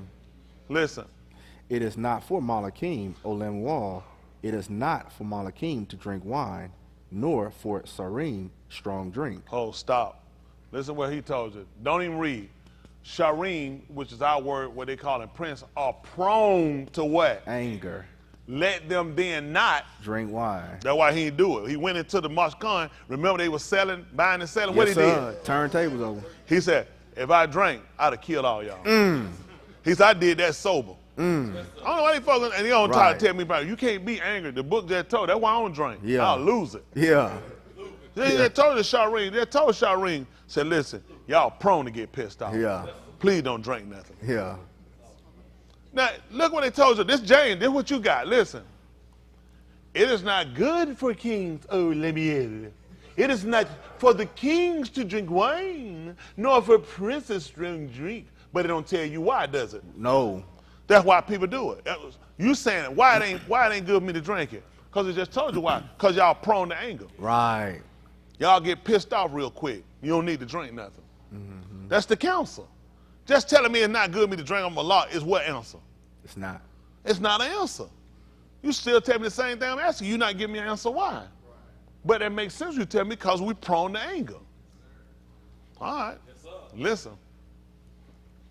Lest they drink and forget the Torah. Whoa. He said lest they drink and forget wisdom. He said forget the Torah, forget judgment, forget wisdom, and pervert the mashpah of any of the afflicted. See that? And not be able to judge the poor rightly. That's why Yahushua had to be careful. They brought him a situation, he had to be able to judge the matter. Just like Mushah. We know that's how we know he wouldn't have been drinking. He said, if people come to me to judge me. That's right. That's right.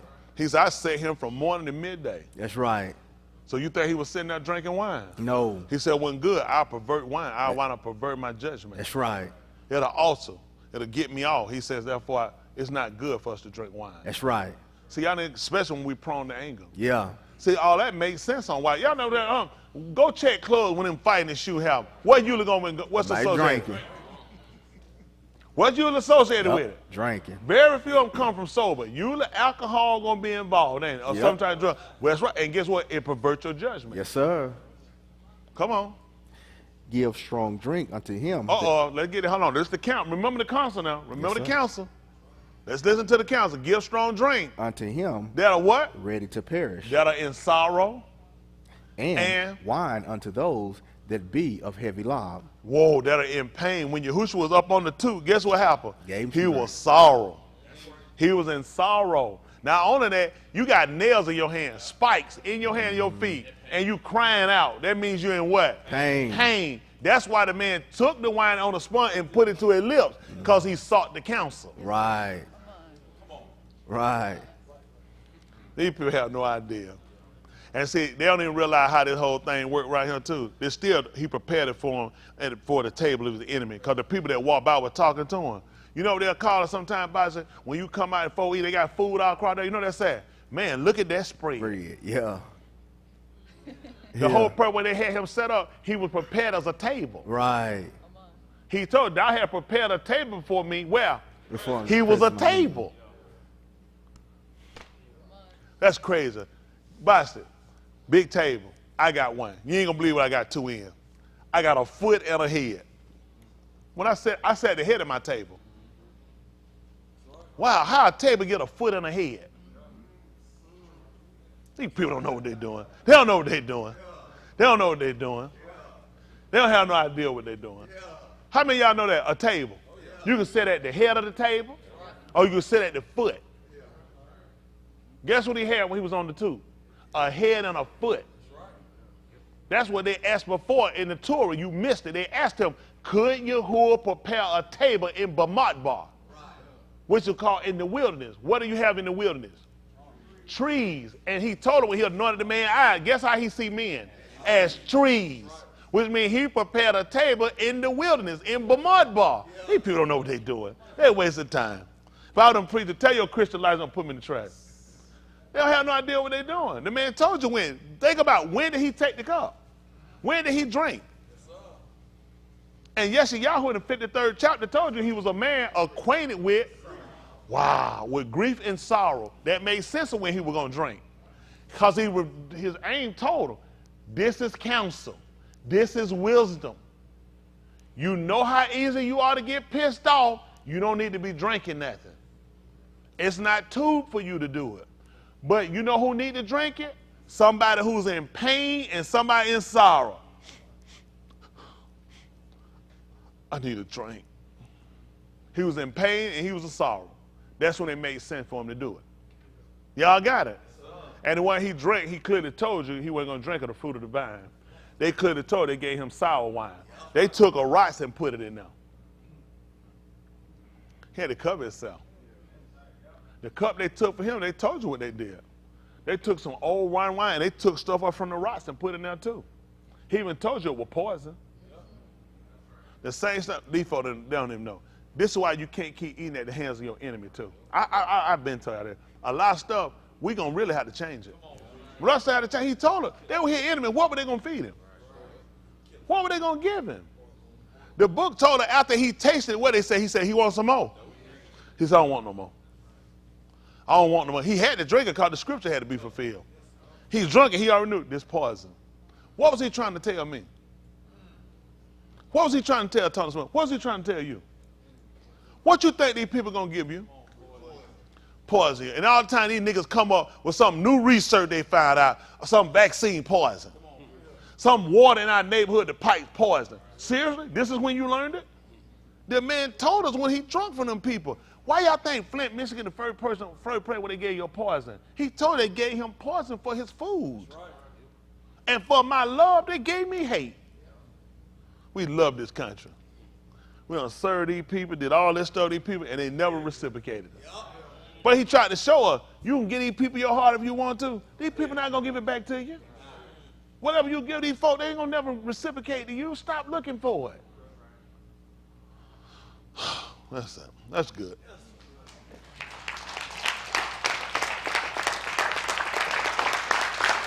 Wonderful history.